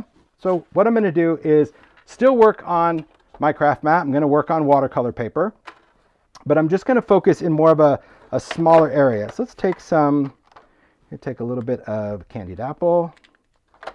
We're going to take some lumberjack plaid. Now you can do this with a large ink pad. You just have to use kind of the edge of the ink pad so you don't get too much ink on your mat. We're going to do a little picked raspberry there, and let's go in with a little bit of Kitsch Flamingo. So you can kind of see it's just a bit sporadic. You can always go back and add more. I'm going to do a little purple. Let's throw in, yeah, there's no denying that shaded lilac. It's a cool color of purple. Okay. So next what I want to do is I need to spray that. And you'll see when I add water to it, your ink just wakes up. The thing about distress, when we talk about it being reactive with water, it truly does like become more intense. I want to just use my fingers just to break that up a little bit. And then I'm going to take my paper and I'm going to kind of bend it a little bit so I can try to focus where I get some color. Okay. So I'm just going to put some there, and I'll start there. Little goes a long way. Don't freak your freak and don't think you need it to be done. Okay. Just going to dry it. So, because this one, I definitely want a little bit more open space. And to do that, I really love the idea of it just kind of working in just different backgrounds. So now I'm going to just focus in an area there, focus in the corner there, and you just build it up. And utilize the color. You can always go back and add more. You know, I probably want a little bit more red, a little more pink. I can always add more ink, but it's much easier to control when there's not a ton of ink on the surface, right? So just keep that in mind. If you have a ton of ink there, that now you have to worry about navigating around that ink, where if you're controlling how much color you're putting down, you're good to go. And you don't have to worry about putting ink into ink. If you're using the same colors, you're not going to contaminate your ink pad. So don't worry about that. Just play. I'm going to do some lumberjack. Lumberjack is it's a pretty intense red. So a lot of times, if I want to just give it a little bit of vibrancy, I'll either throw in candied apple or festive berries, either one of those. And then we'll still do a little bit. I do like how that picked raspberry is really nice when it hits that lilac. Isn't that cool? Okay. So same thing. I have ink. I need to add a little bit of water, and it doesn't need to be tons. Just do a little dance. So now I'm gonna aim for that little spot. So now I'm just gonna try to put a little bit more ink in that center area. I'm gonna add a little bit of water. There we go. Let me dry this. Now you can always add a spritz to this if you wanted spritz. I mean, all of those ingredients that I've been using, you do whatever you want. I'm just trying to share just some different ways to approach a background and a different way to use the same colors, but to your aesthetic. Maybe you like bright, don't use brown. Maybe you like brown, well, then use brown. There you go. But I mean, when you really look close at this background, see all those layers of color that just appear underneath each other, that little bit of pink that turns into purple with a little bit of red over the top. That's all about just playing around with what's here. Like sometimes you just think that that's really not a lot of anything. That's a lot of everything. It's so good. See, you just kind of play around with that. And if you don't like something that's there, just spray it out of the way. Like if you wanted to keep that space, just take it out. Just edit. Little water, little dab, we're good. All right. I'm liking this. I'm good with how this background turned out. It's going to be perfect for a card. Done. Simple, simple. All right.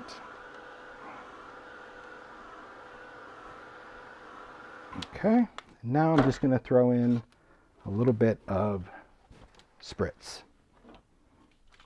So instead of spraying on top of this, I'm going to take some spritz. Oh, there was no cap on there. I just took off the schnozzle. I normally don't shake it without a cap. There we go. That's me. See? Welcome to my world. That's the chaos. So now I'm going to do a little pink and purple spritz right there on the mat. I'm going to spray it just with a little water. I'm going to do the same thing. And then we're just going to add some spritz to that whole little area. Okay. So you see as this dries. So the spritz, remember, it only has a color of pearl. It doesn't have any ink. So it's not mixing up my ink colors. It's just going to add another layer when it dries. And I'll show you how that really translates to other products. Just backgrounds are fun. I know some people are like bored by backgrounds, and I think if you're bored by backgrounds, it's because you're not doing them. Because doing them, like, it's so fun. Anyone that just does it, it's so, so good. Just to play. And again, I'm only using a heat tool because I want to dry it, mostly for camera so you can see it. But, you know, sometimes if I'm working on other things, I'll set it aside to let it air dry and then come back to it. But this is the beauty of this. So you can still see all of the ink, but now when the light hits it, you can see that purple up there and how it goes into the pink and how it just kind of mixes midway. So I just like that transition of spritz. It just adds another layer. And again, it's on there. Beautiful. So just some different backgrounds, a lot of different ways that we can create with this. And the only thing I did here was I just embossed it with an embossing folder. If you emboss watercolor paper, it has a tendency to break, which I love.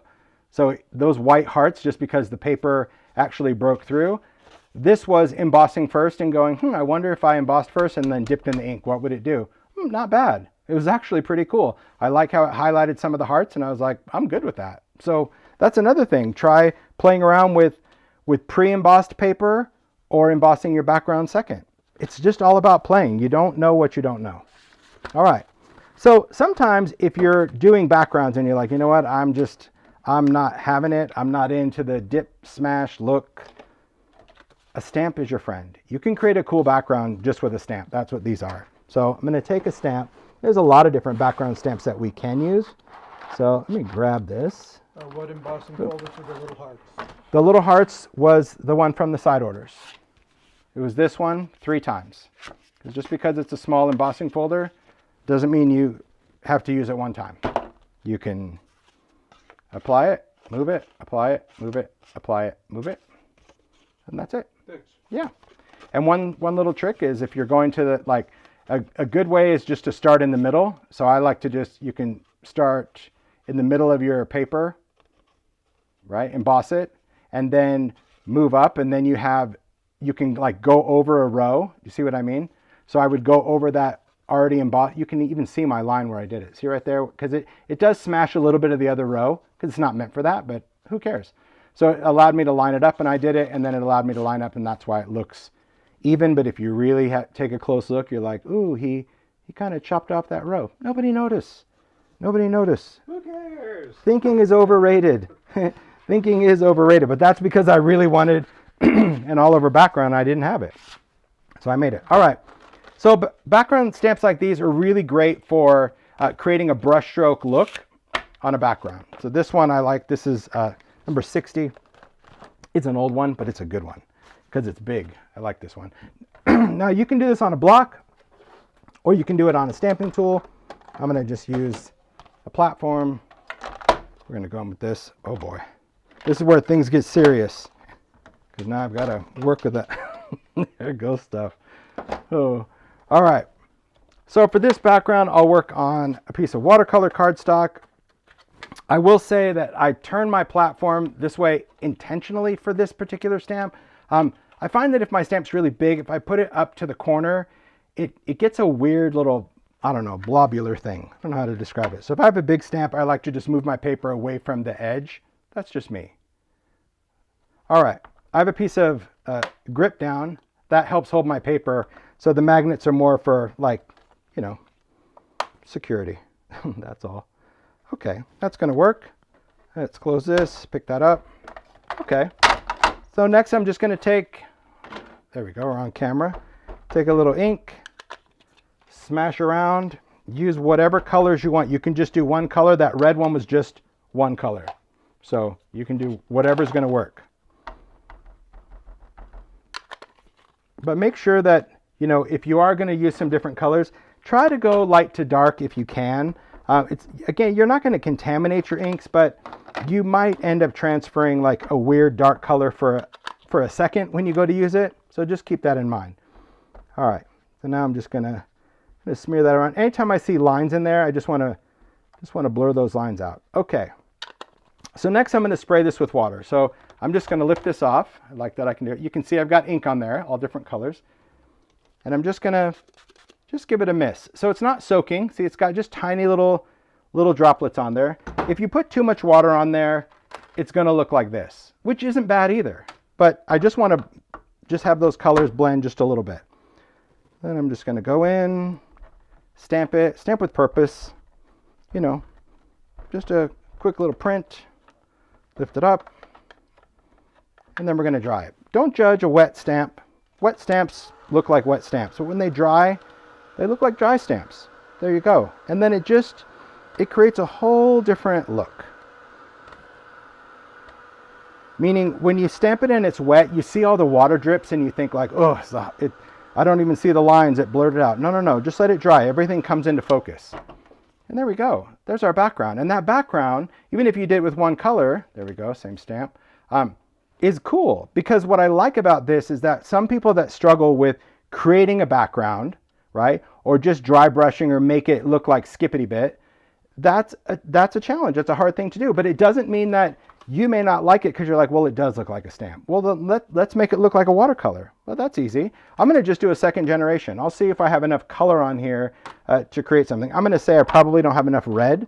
So let me throw in some red, and I know just the red to do it, which is going to be lumberjack. Lumberjack plaid is the red that means business. Like my shirt. It is an intense, oh, I'm just going to ink this up no matter what. Come on, who are you kidding? Now, could you do this with ink and oxide? You can. Oxide's it's going to give you just the oxide effect, which would be perfect. Okay, so this one, just so you can see the difference in water, this is how much water I'm going to add this time. See the difference? See, before you just saw like little tiny mist, but now you can actually see kind of puddles. Okay, notice it's not rolling off of the stamp, right? It's not dripping off of my oboe, but it is more water than just a couple of little mists. Okay, let's get a piece of paper in here. Let's just hope that are we fairly close? Close. That's good enough. Fine with me. That good? Yep, that'll work. Place it down. Again, pressure. No CPR. You don't want to push. Just use your fingers. You can always go back. There again. Don't be all judgy McJudge, because right now you're like, oh, all that. Let it dry. When it dries, it's going to be good. And if you want to create an extra little bit of drip, we can add some water drops. See, with our sprayer. So our sprayer, I've talked about this all the time, but I love this distress sprayer.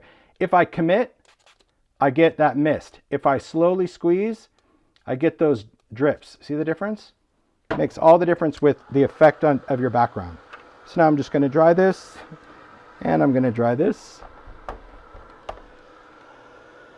But this one looks really watercolory, mixed media, kind of cool. Just has just a different effect. So really blended, really nice. Doesn't have, all the clean lines, but still really good. And if you want this blended even more, well, then just spray it. The inks will always react with water. So if you want those, just give it a second to sit there. See how it's already starting to blend? It'll just soften those lines even more. Totally take advantage of that water reactive property of distress. You can wet it before, during, after, all of those. Okay. All right. See, I like it now. This one actually kind of looks like, if you ever put table salt on dye, see, it just creates a whole background. But now you didn't have to worry about like I told you when I was doing before, where you put your ink and where you dip and because you controlled all that by how you applied it onto your stamp. So just some quick background ideas using a stamp, and any kind of stamp that has a brushstroke aesthetic is going to work for this. Okay. This one is obviously, these are before we indexed them. This is when they're still on the white backgrounds. But this one's great, but this is another one. I mean, this is a favorite. I use it a lot. You can tell it's pretty grungy, but I love this because you could do the same thing, but now you're going to get a nice circle. So maybe you have that cool watercolor circle and you're going to put a die cut element, whatever. Just think that's good.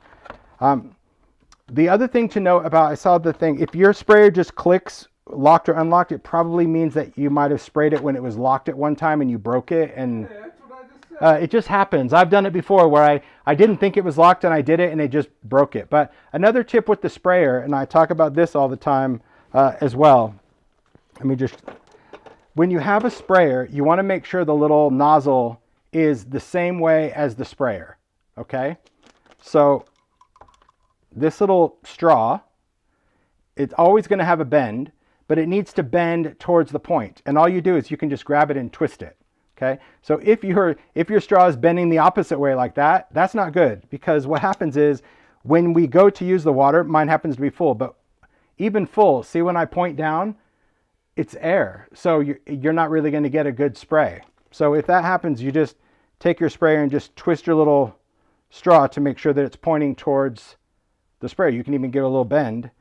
And then this way, even when you're tipping it, it's always in water. There you go. I talk about that too. See, it's all those little tips that I've shared over time, and it's always, always good.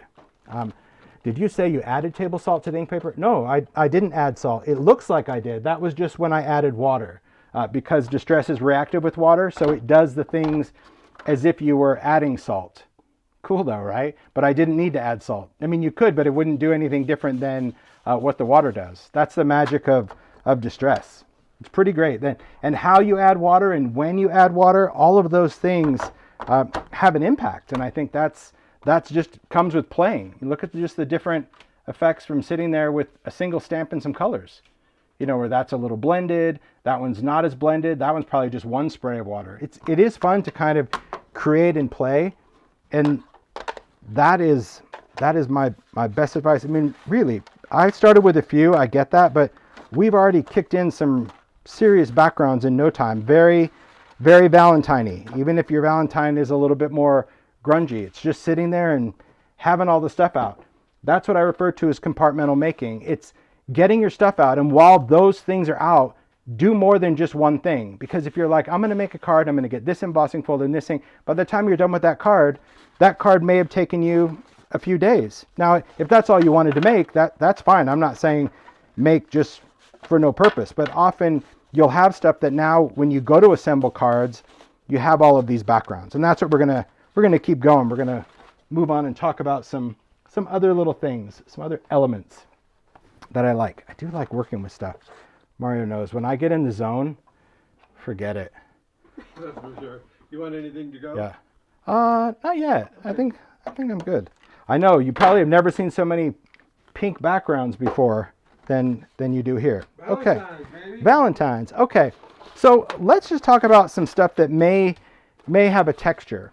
Okay, and then I've got some other makes too that I want to share. So if you have texture is going to change how our backgrounds look. We've talked so far about like embossing folders, but if you have texture paste, you can really do some cool things. Now, texture paste comes opaque. That's going to be this one. That's going to be white. That's kind of papery. It comes translucent. Translucent, it's going to dry clear. It goes on white, but it dries clear. Think of it as like glossy accents as a paste, meaning you can put it on and it'll dry dimensional and shiny, okay? But it works as a resist. And then we have sparkle, and sparkle is translucent with glitter in it. Okay, that's all it is. So, you know, technically, could you just make your own by adding a little glitter to a translucent? Sure. But the ratio and the particle size, that's why we do it in sparkle, so you have consistent results. But that's the thing. What could we do on these backgrounds? Well, let's do a flowery one. That seems fun. Okay, we're going to just add some ink to it because I do like this. We can add a lot of different mediums, ink, paint, whatever. I'm just going to start with just a spritz of water just so I can get a little bit of movement there. And then I'm going to take some other sprays. We'll start with a little bit of barn door. And I'm just going to go into those areas, kind of hit those roses. Add a little pink over here just to mix. All right, I don't really have a green spray out. Let's try some Salvaged patina because I have it. Oh, I love Salvaged patina. Can you tell? Like, is almost out. I think I might.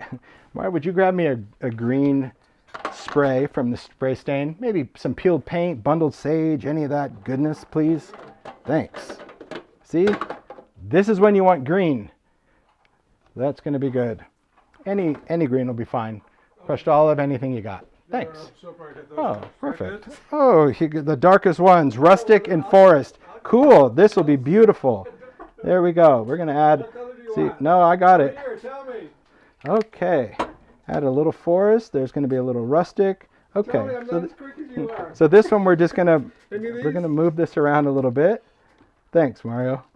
Here we're going to add a little bit of blue. So why am I doing with the spray? Just because you don't have to. But I like the ability to play with sprays. I think that's fun. I do. I love Salvaged patina. My gosh.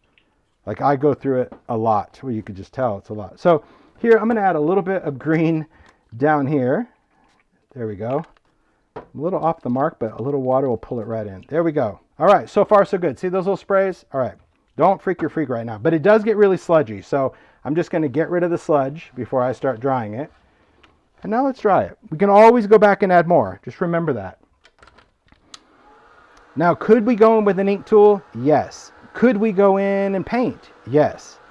Yeah, all of my inks are always, I mean, they're really within my reach at the table. But over here, when I'm doing a live, like, they're on the other side of the room. I didn't think I was even going to go out of the box with green, but see, that's a thing. You got to just follow your muse. So I'm just drawing this, just kind of seeing where things go, seeing if I want to add a little bit of color here or there, and I do. So I'm going to add probably a little bit more pink. This time I'll take some kitsch and I'll go down here. I'll add some more pink over here, and then I'm going to add a little bit more purple up here. That's going to give it a little balance, and even up there, and maybe down there. Okay, and then I'll add a little bit of pitch, probably in that area, because I want to. There we go. And you think, do you really need more ink? Well, I don't know what I need yet. Perfect. Okay.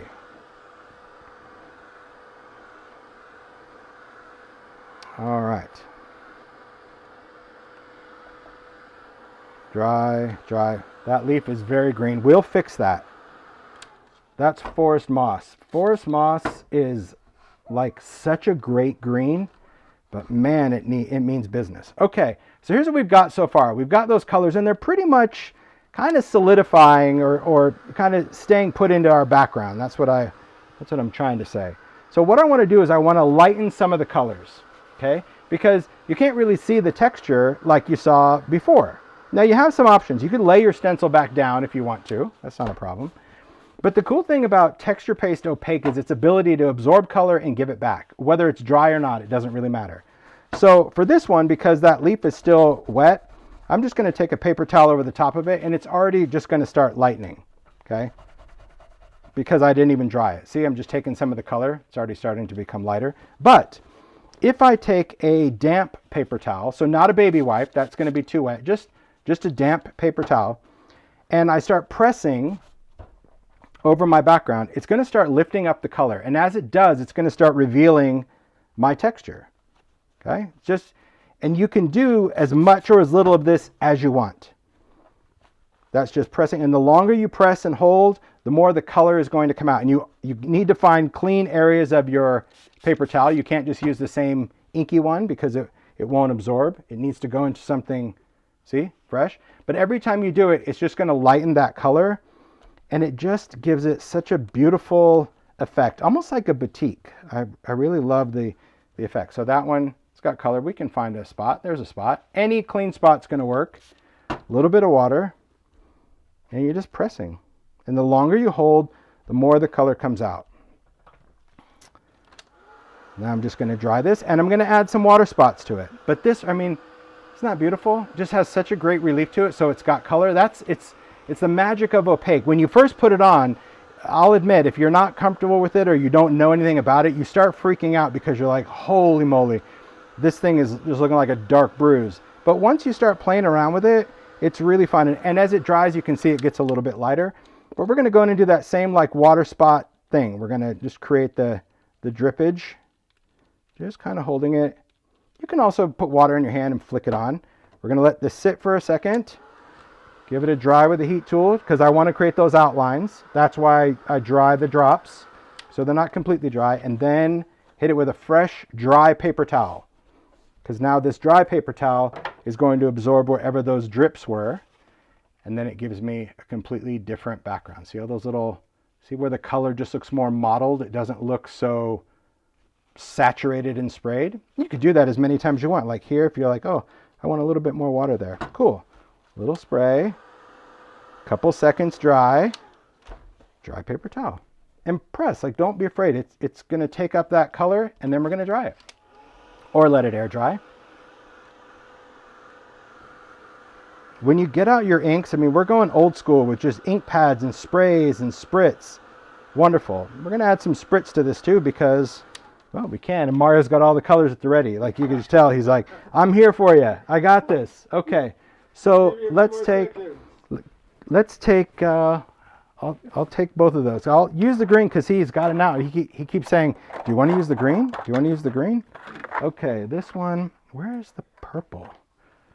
Oh, here it is. That's over here. We'll use that one. Thanks, Mario. Sure. Take that. Let's see what sort of green. Again, I'm looking at, oh, see, that's a nice bright green. Ooh, that's a nice kind of darker green. Ooh, but we could even use, you could use Salvaged patina if we want. Oh, the colors.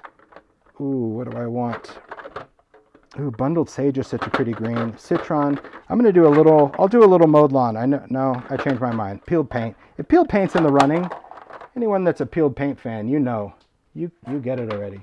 And then for reds, I say, yeah, we'll use a little lumberjack. And I think for pink, did you ever get that sprayer in the picked raspberry by chance, Mario? Oh, if you hand it to me, no, just hand it to me, please. I'll just do a quick switch just because I want to use that color. Will you take that out, please? Sure. Thanks. I went in the drawer that I thought right. they were in, but Thanks. Cool. I just took one from another pink. You don't know. I don't know. I'll change it after live. I'm just gonna flood that color through. Yeah.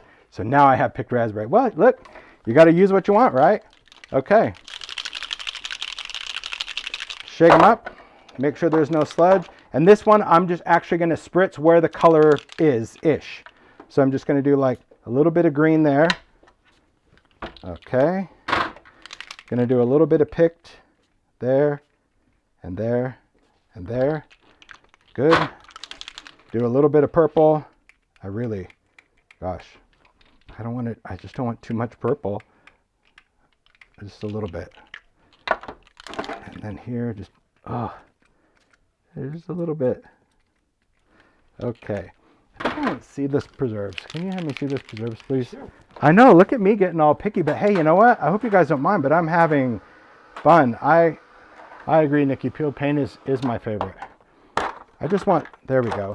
So see, this has like it's like a redder purple, I guess, versus something too dark. All right.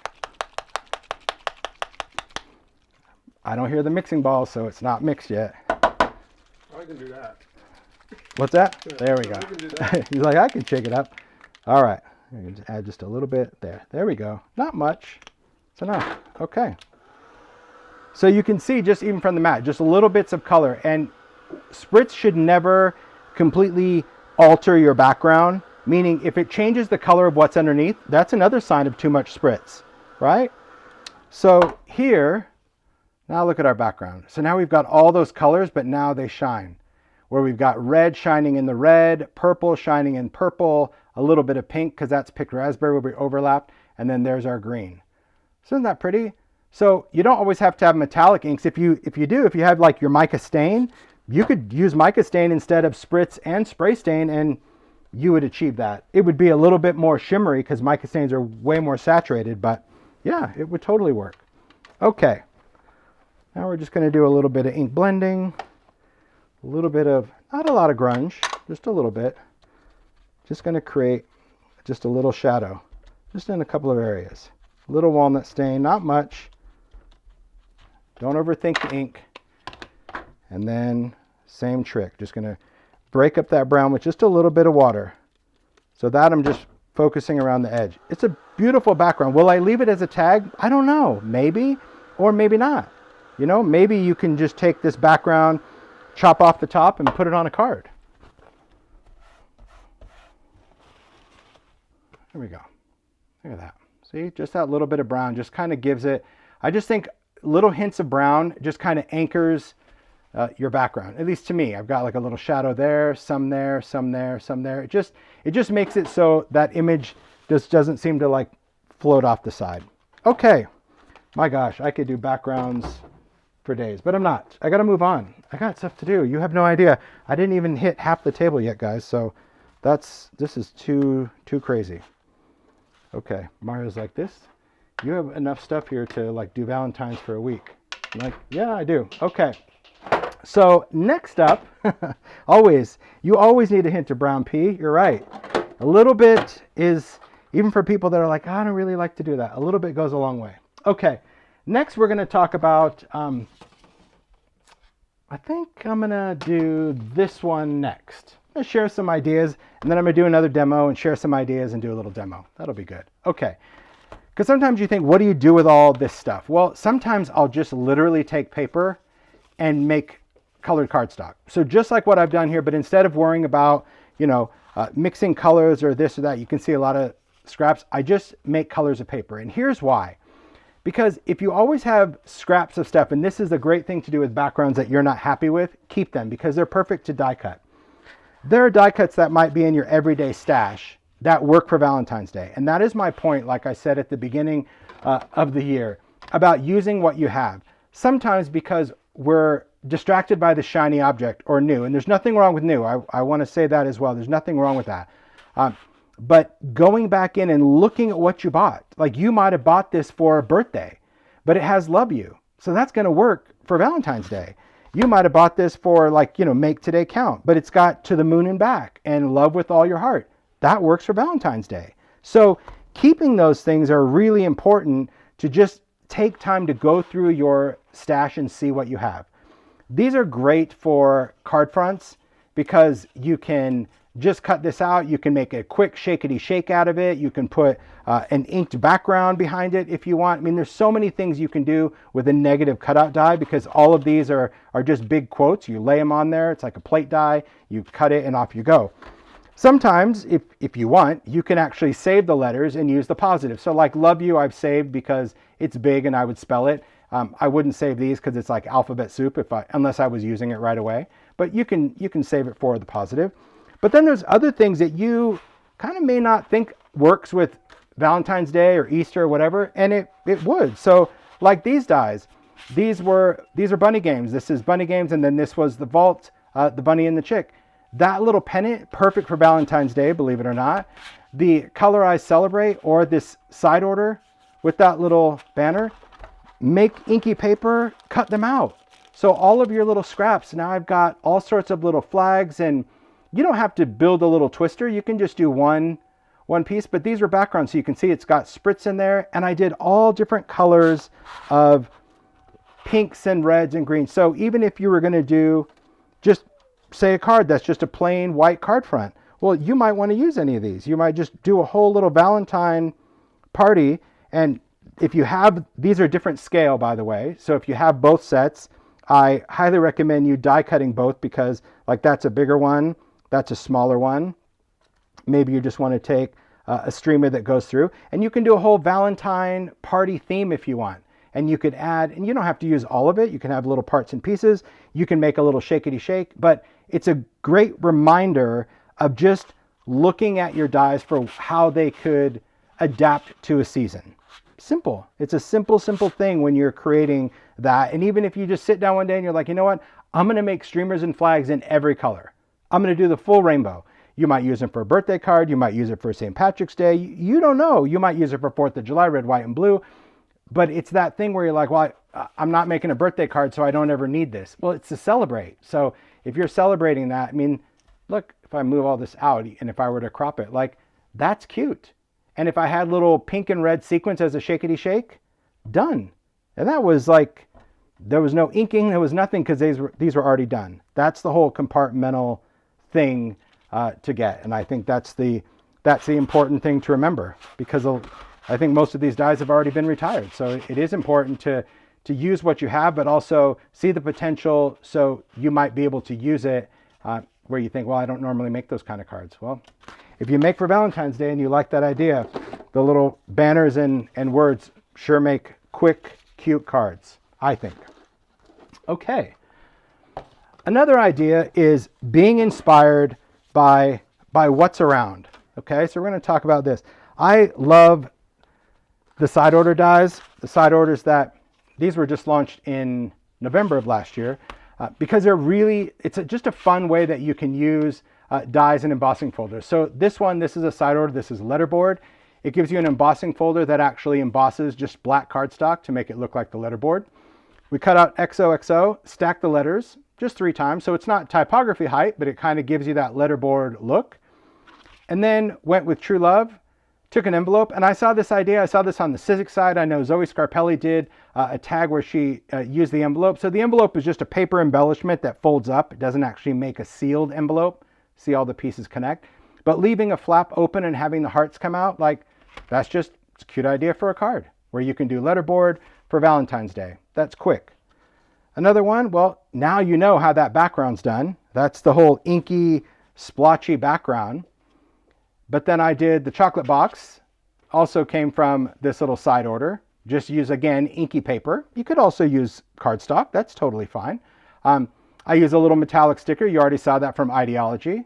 So a lot of people don't realize that when you're buying certain, I got to hand you some of this, Mario, if you don't mind. I just have two, like these stamps are exploding out of the drawer. Yeah, Thanks. I'll take them off.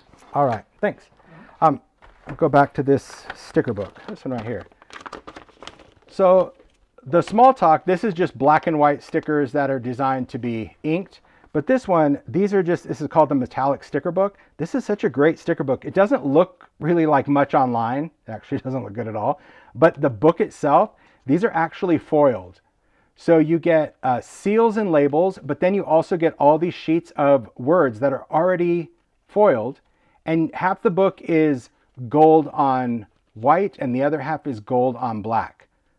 So these just make really quick sentiments without having to stamp or do any of that. So sticker book for the win, especially with sentiments. So that's how I got like that little, you know, that little bit. So obviously if you have a foil machine or any of that, you can do it, but having a sticker book, quick. And then my tip is stick the sticker on a piece of cardstock and then just cut around the sticker, paper trimmer or scissors. So it still has like that thickness of cardstock because a sticker is still a sticker. But let's talk about this because this is what I wanted to share, because I don't know what it is, it's around this season that there's certain substrates that people want to use, typically vellum. Now, I don't know about you, but I struggle with using vellum and an embossing folder because it doesn't like to be embossed. Vellum is beautiful, but an embossing folder just likes to chew and tear through vellum, even if you put a piece of copy paper in as a shim, or I don't like to adjust the pressures of a machine. So this is a surface that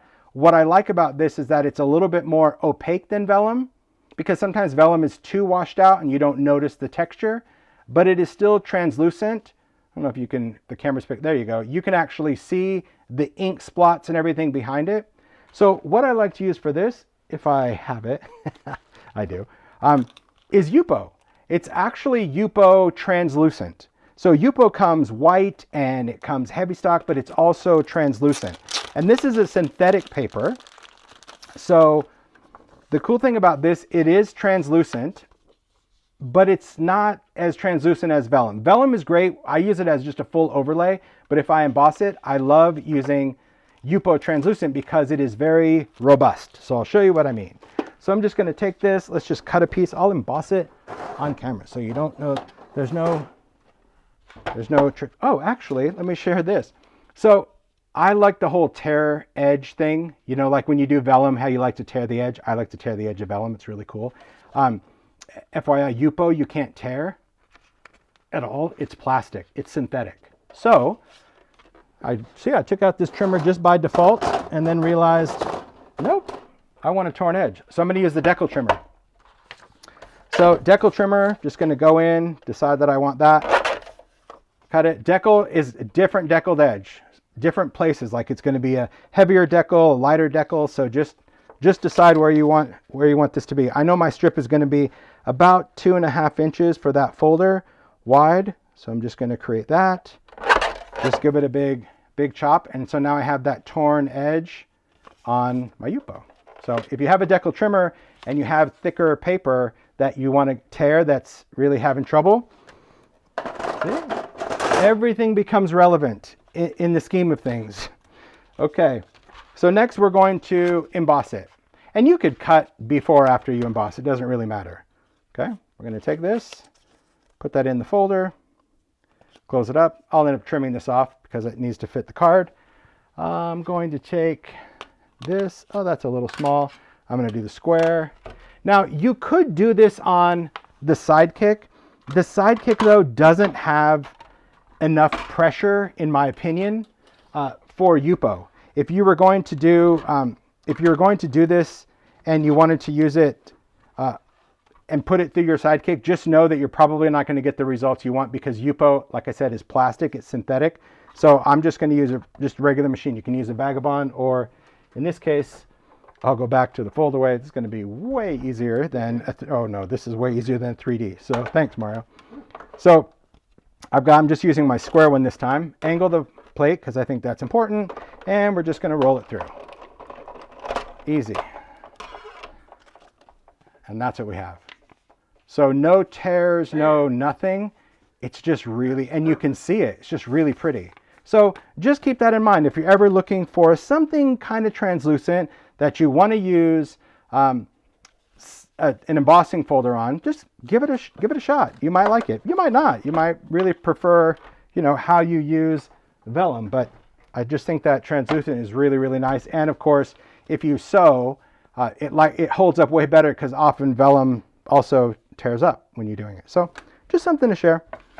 Keep that in mind. And you could alcohol ink this. You could have stamped on this. You could do a lot of things if you want. My gosh, the amount of ideas I have right now, my head is exploding of all the things that, like, I want to go back to demoing and stamping. But I have so many things still to share. Okay, so side orders. Good? Yupo. Good? Okay. We good? We good. Good, good. Okay. Let's move on to another idea. We're going to talk about other stamps, because sometimes, again, you look at a stamp, we talked about this one with the die, and you think, yeah, I've got this, it's cool, but is it for Valentine's? It is, it's for everything, because if you look, it's got hello, lucky day, so that could be St. Patrick's, or like good luck, happy birthday, and of course, love you. It has the paper.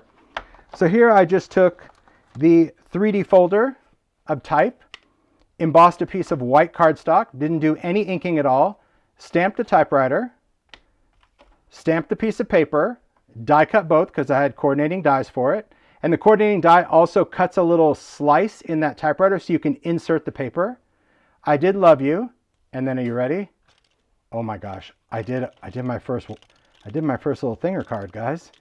Could you imagine the joy I had doing this? I put an action wobbler on it. Oh my gosh. Loved it. And then I just put a little bling, a little heart bling on there just to give it a pop of color. But yeah, it's really fun because see how that paper just slides right into the back of the typewriter? So fun.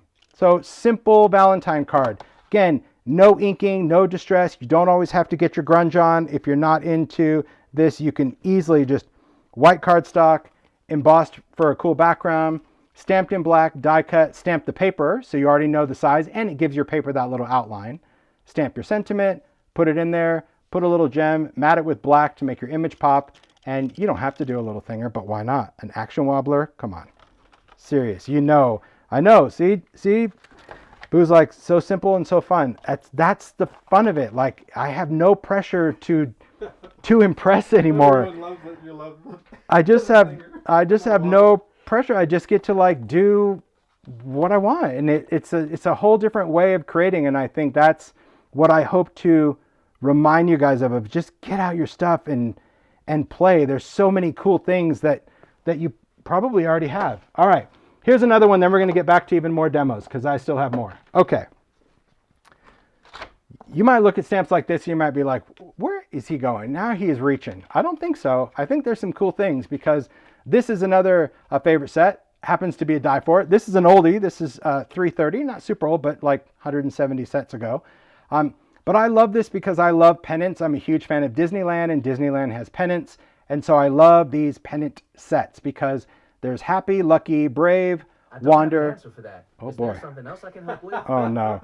Thanks, hello, love you, and congrats. And then all of these sentiments to go with that word.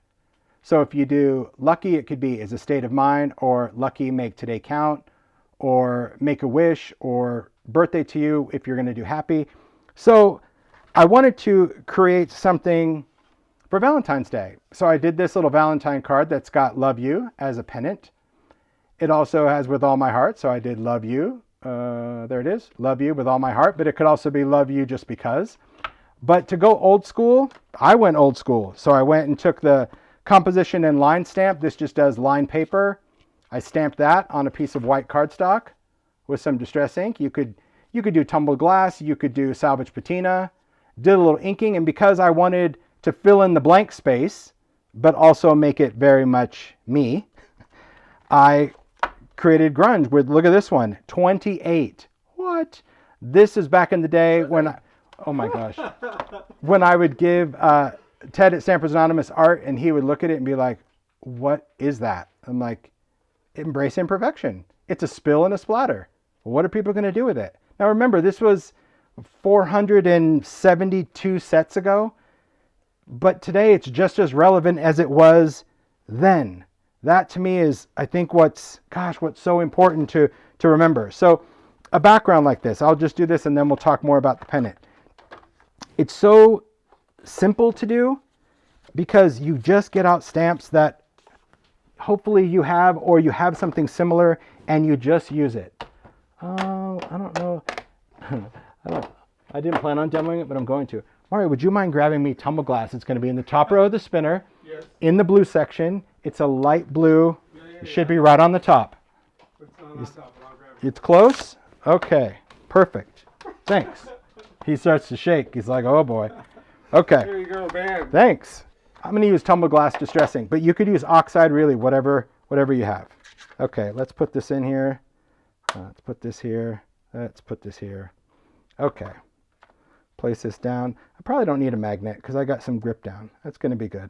I'm going to cut this down so it doesn't really matter. Okay. Place that. Oh, wrong. Got the wrong side. Rubber. There is a clear in the rubber side. Now we'll put this back. I'm going to trim this down anyway. Okay. I'm so nervous. There's so many things over here, like literally sprays that could go down at a moment's notice. Inside joke, we know. Okay. So I'm just going to ink this up. Again, tumble glass. You could use worn lipstick. You'd really use whatever it is that you want. Put that in. Stamp.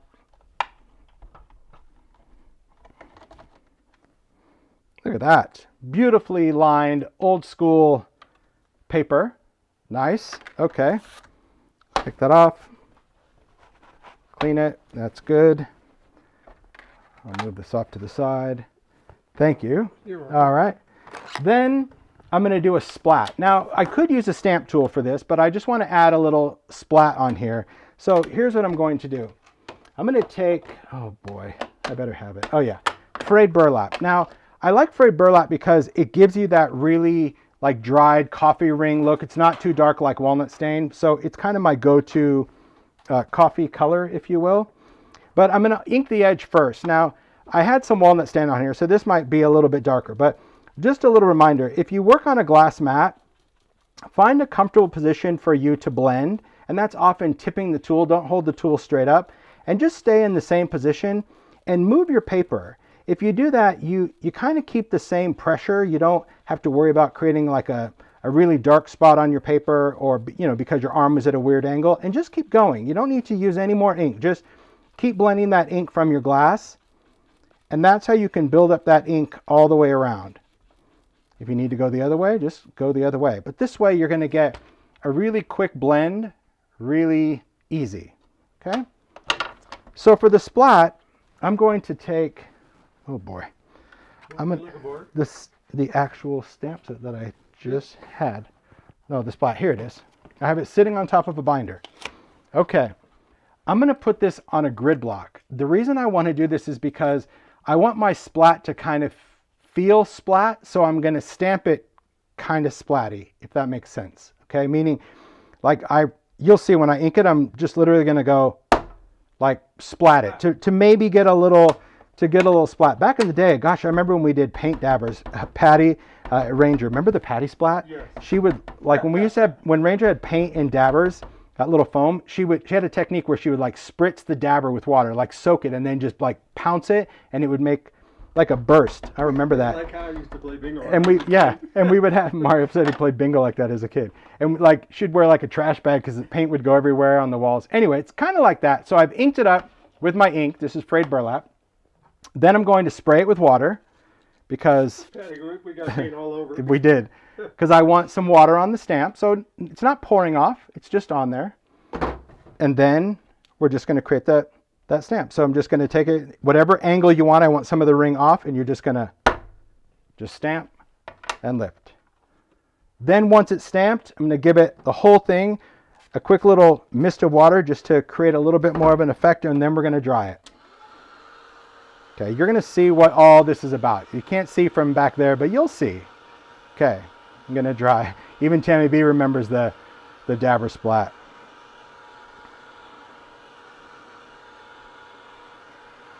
Okay. So it's just a little bit of water. So by adding that water, everything was done in distress ink. So we already know what we know about distress ink, which is it's reactive with water. So by misting this background with a little bit of water, essentially wherever the water hit, it's going to make that image a little bit blurry or a little faded, but to me that's what gives it that authenticity. So there's like our little splat. See that? Just from splatting that little bit of ink, we get all those little white drips in the ink that we already blended. And you could spray this as much as you want, but this just gives you a nice grungy background. You can paper distress it, you can go crazy, all right? But what I wanted to do is just add the pennant. So what I did for the pennant, it's quite fun, is I stamped a bunch of them, and of course it has coordinating dies. So I already knew from my die set number 1 that I had coordinating dies to cut these out. But I also use the coordinating die to cut out felt, but not just regular felt. I found this felt on Amazon, and it's thin pennant felt. It's adhesive back, so it's like a sticky back felt. You get a bazillion colors, and it's 1 millimeter. So it's really important that that thickness, it's super thin. I mean, because there's other felt. I know, different companies sell felt that you can die cut, but I wanted it that like had that pennant quality, right? That really thin felt. So this was, I mean, really, I think I got like 24 pieces for $9 or something in a ton of colors. It's all just adhesive back, but you can see it die cuts super clean. So what's great about this is that I die cut the pennant. Let's see, we'll just use this color. Then I die cut this. Now, even though these are the same size, where you're like, well, why would you do that? All I did was really just kind of create a drop shadow. So by creating that drop shadow, now I get the texture, the look of felt still in my pennant, but I was able to type it. And then just to add that little detail, I just did a little straight stitch over the pennants. And of course, once I started making this, it was like, well, this is ridiculously fun. So I already made one for St. Patrick's Day. I did a pink one on white felt. I just did a thanks. Obviously, you can mix match the colors if you want. I did happy for birthday. I just kind of left the threads there because, again, if the stuff was out, I'm going to cut a bunch of them. I'm going to stamp a bunch of them. I'm going to sew a bunch of them. And now I have them. So I think it's fun. I know, look at me sewing. I had time. It was so good. So then the sentiment with all my heart, just stamped there. Then I wanted a little heart. You could use a little bling charm if you wanted to. I just took the little heart from, I think it was the Vault Lovebirds, because I had a bunch of hearts cut out. And I like the threads. You may not, but I like them. So that's a simple thing to do with stamps and dies, and just another way that even if you have coordinating dies that you want to do and still use a stamp, just offset it, and to me you get the best of both worlds right there. But of course it didn't stop, because once I started die cutting felt, I was like, oh my gosh, I want to go back and do what I really wanted to do, which is create a Varsity thing. I've loved this alphanumeric set for years. It is a cool set because it die cuts a letter. It die cuts the little stitch lines, all that little stitching, and it die cuts a frame. Okay, so that's really what it does. It die cuts a solid and the outline, just like the Varsity. That's what this alphabet does. This is, I'm sure, long been retired. But I was like, I need to try it with this felt, and it worked like a dream. Even that skinny little outline of the felt, it cut, and it was peel and stick, so there was no glue, there was nothing. So I did love, because I was like, I don't know what I'm going to do with it. Well, who cares? I just did it, and then I stitched around the edge, and then this, maybe it's going to go on a card, or maybe it could be a journal page, or I just wanted to make something with it, and that's what I did. So I thought that was really fun. So that was another thing where you think, how detailed can you get with cutting that felt? Well, that detailed. It's crazy, huh? I mean, I'll admit that was a little tedious because that white is an outline. That white is not a bigger E. It's a skinny little outline of an E. But the felt was weird because like once you stuck one part down, like I did the solid first, I stuck it down. And then when you put the outline, because see, you'd actually get two sets, because there was another one where I've got love in white with a red outline. So you could reverse it. But once you put it there, it sticks down pretty darn good. Anyway, another thing to do with felt. Pretty crazy. All right. So this. I just want to show this because I made this card just for me. Okay. When I talked about at the beginning about inspiration being everywhere, like when the side orders came out, Pete Hughes from Sizzix made a card using the fresh Brewed set, and I freaking loved it. I'll tell you why I loved it as soon as I can find the die. What did I do with it? Is it here? No. Have you seen it, Mario? Is it here? No. Here it is. Okay. So Pete Hughes works at Sizzix UK, and he did this. It's on the Sizzix website. He did this kind of card, and I'm like, I want to make that card. I want to recreate that card, and I was like, but I'm going to do it for Valentine's Day. So shout out to Pete, because here's what I loved about this card. He took this side order, used the stuff, but he used an embossing folder in a way that I've not seen done, and I thought it was really brilliant. He just embossed pieces of paper, randomly cut, and he used the debossed part as the visible part. Because typically, like this embossing folder was designed where the cups are raised, but he did it in the opposite way. And I loved how the detail of the band stuck out. I love the wonkiness of the cards. I think his was like maybe like orange and red and blue and turquoise. And I was like, I'm totally making that. Which reminds you that if you just search, all I did was search side order fresh brewed, that card came up, and a lot of other ones. So inspiration, like, I practice what I preach. If you need inspiration, just Google it and be inspired, and you can make it exact or do it different. I just did it for Valentine. So then I made the coffee. I used the heart from this mug and just did it on the inside of the cup. I did a little glossy accents there. I used one of the Ideology label stickers, and then I wanted some Spritz. And what I loved about the color of Spritz I chose Tattered Rose, because Tattered Rose kind of has that mocha look when it's not shiny, but then totally pink when it shines. So it looks like coffee spilled on the card, but then when you go across, it's just that pink. See, that's a Spritz. You just spritz it on. Anyway, I just wanted to talk about that because I just wanted to make that because I did, and I loved it. It was super, super fun to just do with a side order.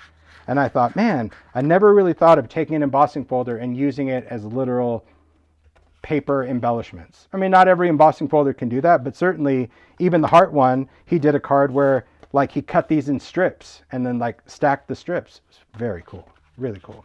All right. So next we'll talk about these that I put in here. We're gonna demo these. Absolutely love this. These are salvage hearts. Now these were the hearts that I shared at the opening. They are just white resin hearts. These are in Ideology last year, so they're still available.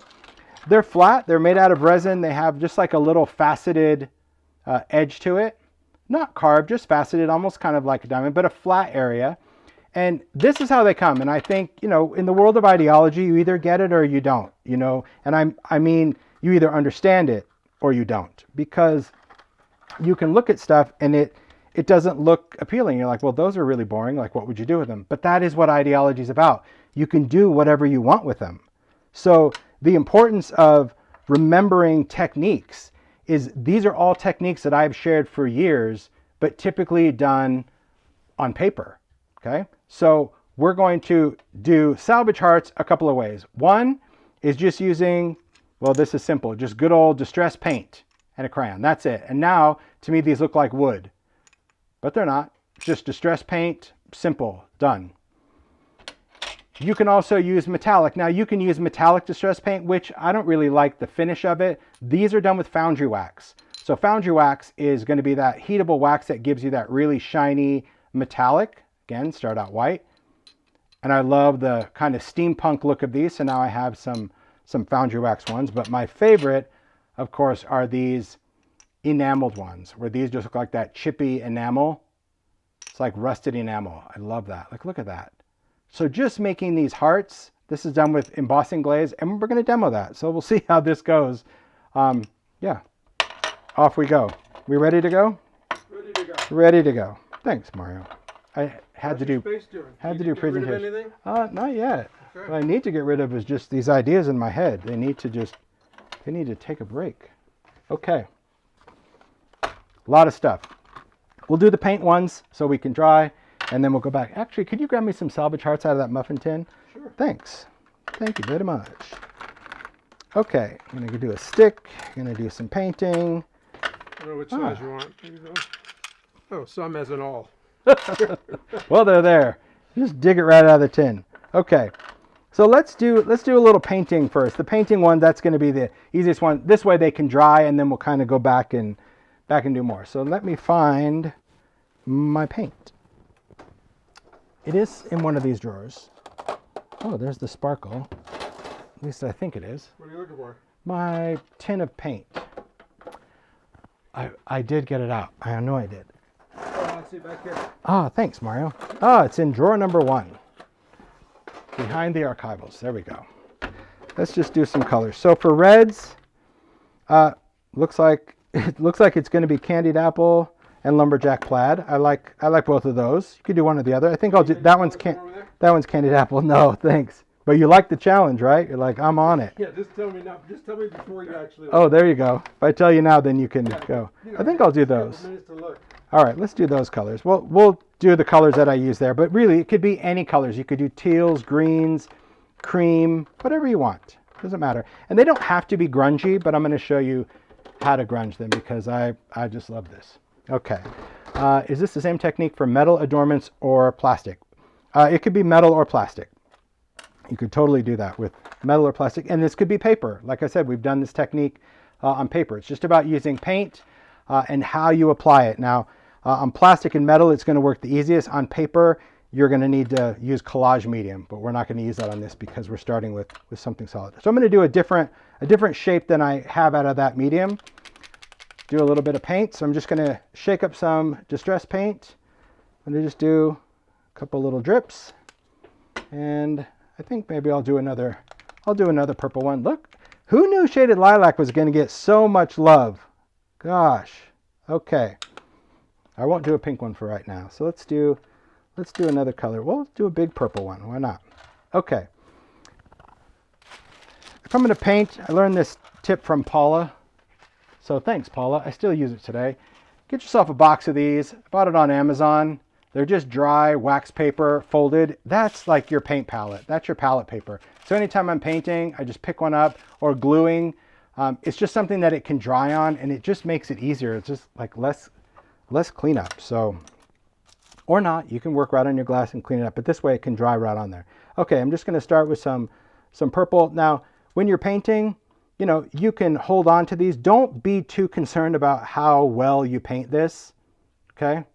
Meaning it doesn't have to be perfect because we're going to be sanding and scratching this. So you'll see on the one that I heat emboss, I use a popsicle stick to hold it. And you might be like, why don't you do it with paint? Just because I don't really care so much about this.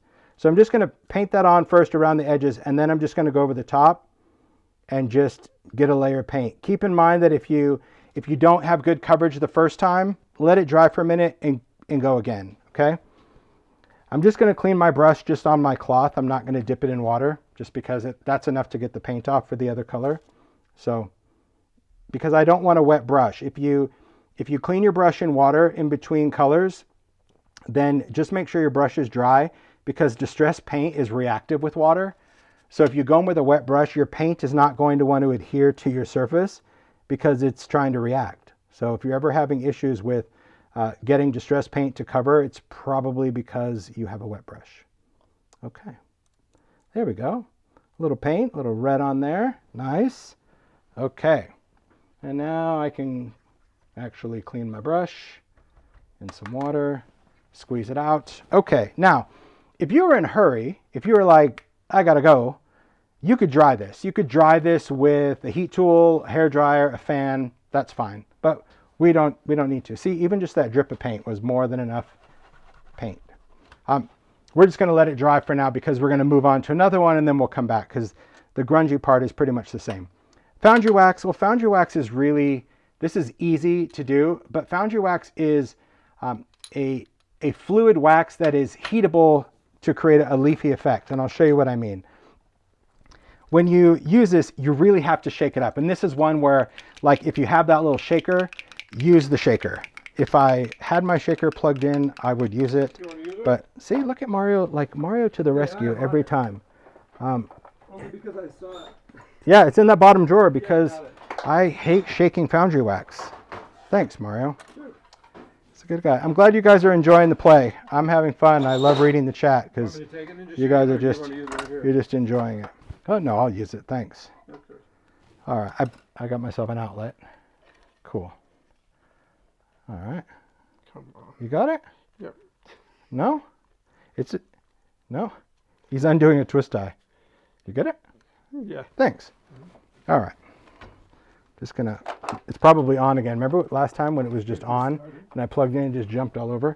Okay, you do not have to use one of these, but Foundry wax is just really, it's a thick wax, so.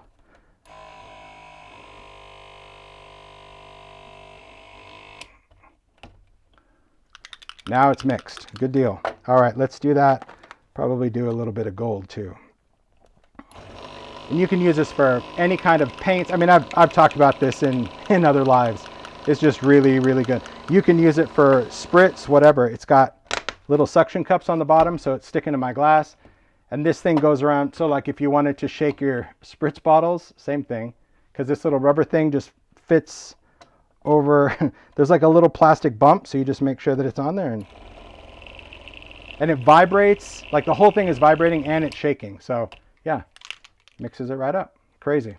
Anyway, I don't like shaking Foundry wax. It just, I don't know. It's a pain. Okay. When you go to use Foundry wax, I'm just going to apply some. That shaker is like in the nail polish world. So it's really a nail polish or like model paint shaker. That's what it's for. So that's why it's there, and it fits perfect in the craft and hobby industry. There's actually a lot of craft places that sell it, so shop around to get your best price. So Foundry wax comes out like this. It comes out fluid, and here's what you need to know about it before we start painting with it. The silver Foundry wax, sterling, is the thickest of all of them. So this one, you'll probably never hear the mixing ball. It's just thicker because it is the most luminous, the shiniest. So it still comes out kind of fluid, but it's really hard to actually utilize. So I'll just show you what I mean. Let's just shake this up. It's over here. There we go. See, it's just moving away. Okay. Seems quieter today. That's actually one I got from Ranger. Oh. I had a black one, but it sounded like a motorboat. Yeah. But this one, it was like, ooh, I don't know what it is. But yeah, I got that one from Ranger. It's like a sports car, huh? It's like quiet. Smoothly quiet. Okay. Oh, I've got a little Foundry wax clogged in there from last night. I like it. It's really nice. Okay, I'm just going to try to hold this up on camera. There we go. Okay. So silver is still fluid. See, it's still fluid like the other ones, but not as fluid. See how these have even been sitting out? It's just a little thicker. Just want you to be aware. Okay, so here's the thing about Foundry wax. It starts out liquid, and you could apply it to anything. You can apply it to metal, to glass, to plastic, even to paper. So if you had an embossed piece of paper, you can actually go like right on the top of your embossing with your finger, with a paintbrush, whatever texture you add to this, it will remain. But here's the thing about Foundry wax. Once it hits the air, it starts to dry, meaning the longer this sits out or the longer it's on my finger, it will actually turn into a dust and just go into nowhere. It's very strange, but it is a base that once you heat set it, it becomes permanent. So right now that's just Foundry wax on black paper. I'm just showing you because it's the best way to demo it. So the silver, see how thick that silver is already?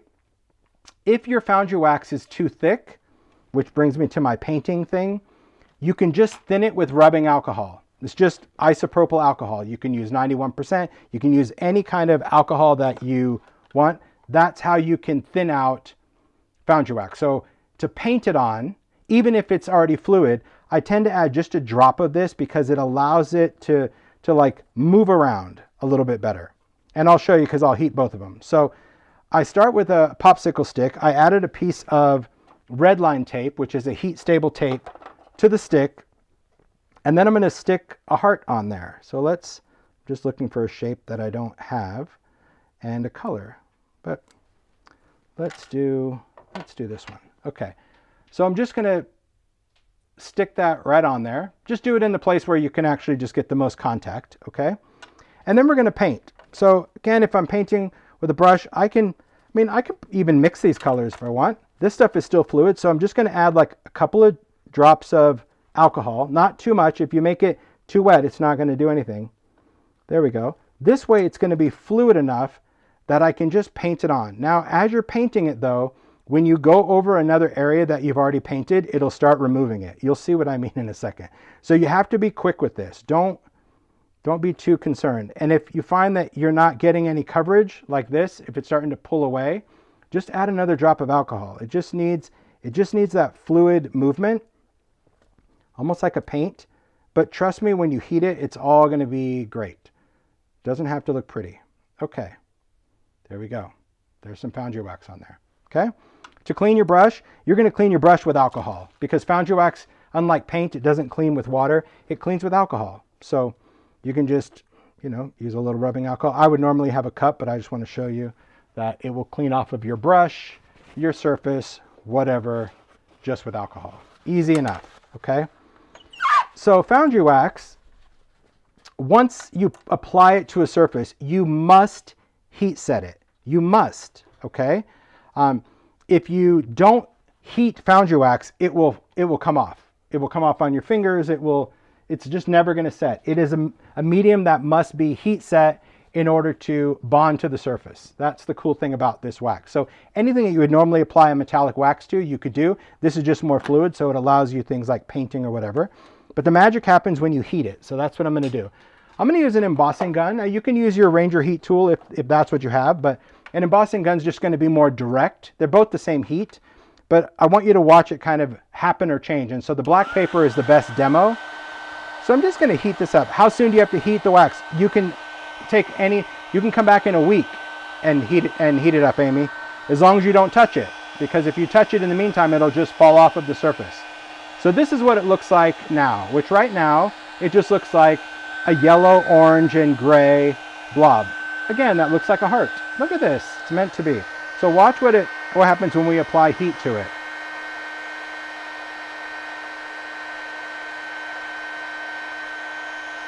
See how that it completely leaps. Almost like when you watch embossing powder melt. The whole thing about Foundry wax, it just becomes this metal, and you cannot overheat Foundry wax. So now you have a true metallic surface that it actually looks like it's wet, but it isn't. That's just the finish of the metallic, and it's super shiny, it's super luminous, and it's permanent.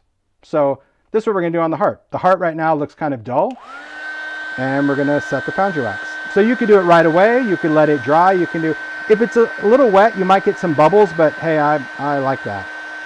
So that's the reason I'm using the popsicle stick. There, can you see it start to leaf halfway? There we go. Now the light's cooperating. See, you can watch it like leaf all the way across. Woo, there it goes. So once it's done, but you can't damage it by overheating it. It's not embossing powder. Now I just go around the edges. That's what I like about the popsicle stick. It gives me a lot more flexibility as far as where I want to heat the surface. Get that nice, look at that. Nice, beautiful gilded heart.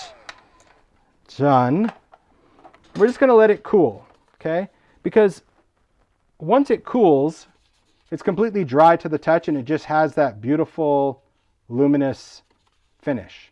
Totally flexible, pliable, just neat. This I did not heat. So this stuff, when I rub it, it's just going to smear off. See? Because it's not been heated. So really important to remember that. Okay, so this piece, you're just going to twist it off. These are resin, so they're hot, but they're not as hot. We're going to set this aside. We'll come back to it. Then we're going to get into this technique. We're going to kind of do them all simultaneous. I think I can use that sticky. We'll try. We'll see if I can. Let's do a bigger one. We can do this one. I like this. I'll just do this big heart. Why not? Let's see if I have enough. Oh no, not enough tape. Just going to peel it off and put on a fresh piece. Okay. So the tape, I've learned, really, you can try whatever you want. I've tried hot glue in the past. I've tried score tape, but I found that the best result is red line tape. I called it baloney tape for years when I started stamping, but this is a heat stable tape. So red line tape is embossable. You could actually, put this on a card, peel it off, put embossing powder on it and heat emboss it. That's what it could be used for, because it will hold up to the heat. But that's why I like to use it on this, because with a heat tool, it just seems to hold better. Sometimes it falls, but for the most part, it holds better. Okay, so this one, for this enamel. You may have seen it. Again, we've done this on paper or a lot of different things. On paper, we would have done this with embossing ink, but we do not want to use embossing ink on metal or plastic. That just won't work. So if you've seen the demo and you're like, oh, I know exactly what he's doing, just remember that you have to change your ingredient to go from using embossing ink. We actually have to use collage medium. So we're going to use collage medium as our glue. And our color is going to be Distress Embossing Glaze. If I can find my container of glaze. There it is. That was a magic drawer, Mario. Embossing glaze. I just chose some. So embossing glaze, these are embossing powders that are translucent, meaning we can see through them. So I love that fact about them. We can do Kitsch Flamingo. That's what this one is. That's Kitsch. The red one, I think, is, this one's Lumberjack Plaid. This one, I think this one's actually Tumbled Glass. So, you know, we could do whatever colors. Maybe we want to do one that's like Saltwater Taffy. Maybe we want one that's like a little peachy pink, or maybe we want to do like hot pink. Let's do that, like Picked Raspberry. Let's do that one. Okay. So for this, pretty simple. We're going to apply the glue with a brush. Then we're going to cover this with embossing glaze, and then we'll emboss it. I need a piece of something just to hold the powder, catch it. Typically it'd be a piece of copy paper, but I'm not going to use one right now because I don't have one. Okay. Let's use this paintbrush. Perfect. Pick up some collage medium, paint it on. So your collage medium is really just going to be the glue that holds the powder on instead of ink. Because typically when we use embossing powders, any kind, we use embossing ink or like a pigment ink. The reason we want to use collage medium, and you could use another glue, it doesn't have to be collage medium. If you have glossy accents, use it. If you have gel medium, use it. But it needs to be a liquid glue that's going to hold on to plastic, because that's obviously what we're putting this on. And we also want to make sure that it's going to be heat stable, and collage medium is all of those things. So I just want to have a nice even coverage. I don't want any big glue blobs, because then I would have glaze blobs. So that's good for my brush. Put this on. So then I'm going to take the glaze, and don't be stingy on this part. Okay. We want to put glaze all over it. So we just want to dump it on. We can always put this glaze back in the jar, but we want to make sure that wherever we have that collage medium, it's covered. Give it a little tap, tap, tap. There we go. So see, it's just covered with the powder. And we're going to set that aside. I'm gonna take that. And yeah, sorry, I don't have copy paper. So No, I'll do it. Okay, thanks, Mario. Copy paper, you bend it, you put the powder back in the jar, but Mario will work his magic. So collage medium, just going to close that back up. Put my bands. I have my bands around all my mediums. If you've seen former lives, you know, like that is the savior right there. Okay, so this one, I like to let this dry. Okay, I don't want to heat emboss it right away, just because if you try to heat it right now, that collage medium is still drying, and the collage medium likes to bubble when it gets too hot, and then it will sometimes bubble over the glaze. So I'm just going to let it dry for just a little bit. It'll do its thing. Now we're going to go back to this paint one, and this paint one, thanks Mario, You're welcome. is still not quite dry, but we can dry it now. Now we can finish the drying process. So we'll use a heat tool. Oop. But now I've unplugged my heat tool because I've got the shakety shake in there, and now I'll unplug the shakety shake. Could use Mod Podge. You could use any kind of glue, like I mentioned, any liquid glue that's going to work for you, as long as that glue says it can work on plastic or metal. But Mod Podge is not the same as collage medium. You can use it for decoupage, but it's just different. But if that's what you have, try it out. It should work fine. Okay. So yes, I have rubber bands around every single jar of medium. So I even have it dated. So like this is from August of last year, a jar of texture paste. And that's how much texture paste is in there, and it's still completely texture paste goodness. I mean, I'm not going to say it's like the everlasting thing. Obviously, art supplies are designed to use. If you don't use it, you lose it. But it certainly, especially living in Arizona, has extended the life of my mediums, my word. So I'm sure some people I see in the chat, people are asking like where to get it. Some retailers started selling them. I absolutely forgot the number. Maybe if somebody knows off the top of their head, but it's like, started out as a broccoli band, but I liked the black ones. And I like the ones from this one company because they have a UV resistant on it so they don't dry up and crack. Okay, so I'm using a heat tool just to dry the paint on these hearts. And it's dry. I mean, it's pretty dry, right? You can see a little bit of shine, but for the most part, it's dry. Okay, how do you know if it's dry? Just touch it. If it's not wet, it's dry. There you go. Okay. That's a good one. Well, haven't heard that one in a while, have we? That's a classic. That's a classic right there. Okay, so what we're going to do, holy moly, where is, What are you looking for? I pulled it out. It's here, but I don't know where the other thing is that I had to go with it. Oh, here it is. Okay, we're going to take a sanding disc. You can just take regular sanding paper, totally fine. But if you're not familiar with sanding discs, these are just a really nice sandpaper with fabric on the back that sticks onto your blending tool. I just like it because I used to use the Ideology sanding grip, but that's gone away. So this one, mine are not from Uline. They're from some US rubber band military company that I bought online. But really, any rubber band's going to work for you as long as it's wide enough. Oh, Simon Says sells them. I think, yeah. I think Ranger has them as well. So all I'm doing is just sanding them, but I think Simon sells them in a smaller pack. I had to buy like, I don't know. 500? No, I think it was like 50 more than I needed, but it was just trying out an idea. So all I'm doing with the sanding disc is just going around that heart and just sanding the paint. Sanding it however I want to scuff it, you know, if I can go across the front. But I like that the disc allows me, you know, even get in the middle of that heart. And it just, I guess just because I'm comfortable with using a blending tool, it's easy to control. So there's my sanded, and you could be done. You could leave it just like this and finished, okay? But we're gonna grunge it even more. So I'm gonna just do the same thing on this purple one. Just a little sand and scuff.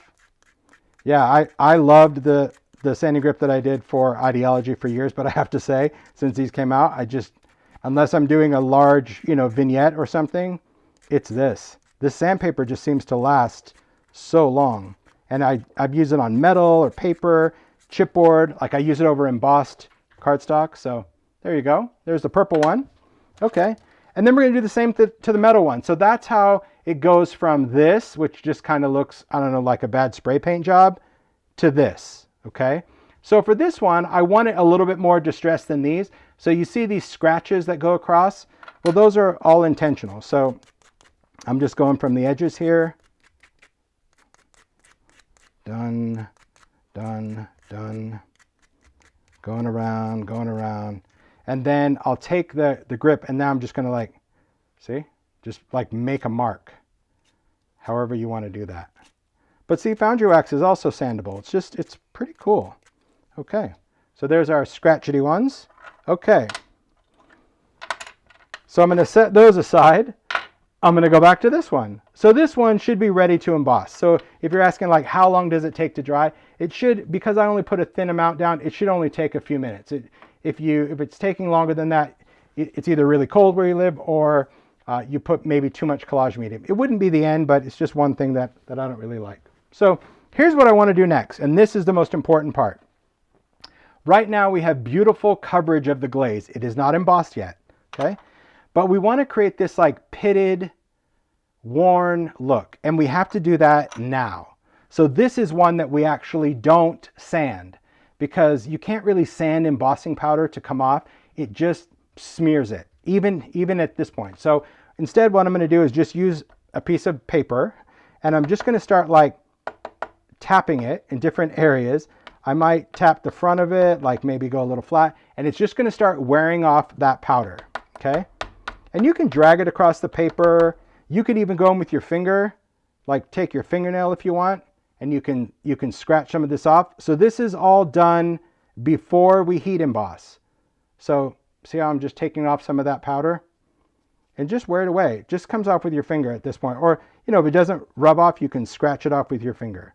But what you see is what you get. But the tappity tap is also important for more of those little pit marks, is all I can describe it as. All right. Okay, so I'm pretty good with that. Maybe I want to go right around the edge. Maybe I want to go a little cleaner there. Okay, all right. That powder could go back in the jar. It won't here, but it could where you live. Said I just threw that away. So now we need to emboss it. So I'm going to go just like we did with Foundry wax. I'm going to heat this up. And now we're going to emboss it. So this is just like if you were embossing a card. You just want that glaze to melt. I'm just trying to hold it to the camera so you can see when it starts to melt. It takes a little bit longer to get going even with the heat tool because we are embossing plastic on plastic. Same thing with metal. But once it starts, it pretty much keeps going. There you go. You can see it start to, see that little shine? There we go. And we're just embossing. Going around the edge.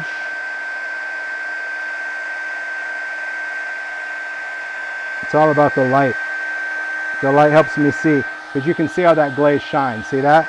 So I'm tipping it to the light so I can see when it's melted. Because if it's not shiny, it's not melted.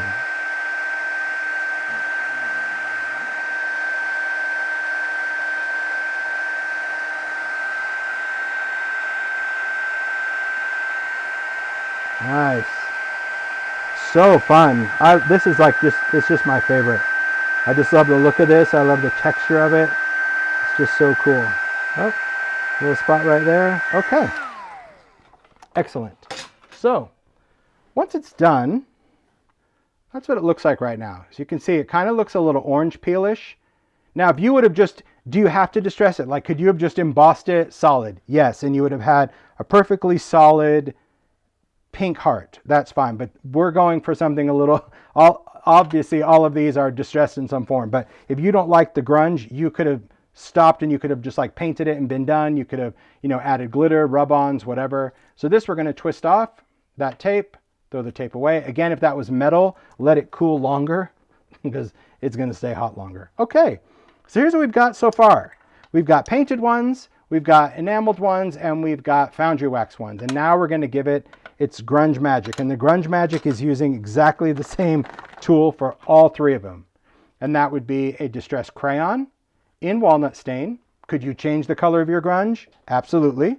But I love grunge and walnut stain for the win. I wish Ranger offered this crayon in bulk. It would be great because I go through them. They used to, and I have, I'm going to say about 30, because they used to sell these open stock, but walnut stain for the win. And then you want a dedicated brush for crayon. This is one that I never clean. It's a brush specifically for a crayon. So it could be a paint brush, it could be an ink brush, it could be a lot of things, but it's super important that you don't use the same brush that you would in your ink pads because this will clog the pores of your ink pad. So this is my dedicated crayon brush, okay? Here we go. You're gonna see them transform like really so fast. So I like to start with just a little bit of crayon on a mat that I can use as my sludge, and then I'm going to work directly from the crayon.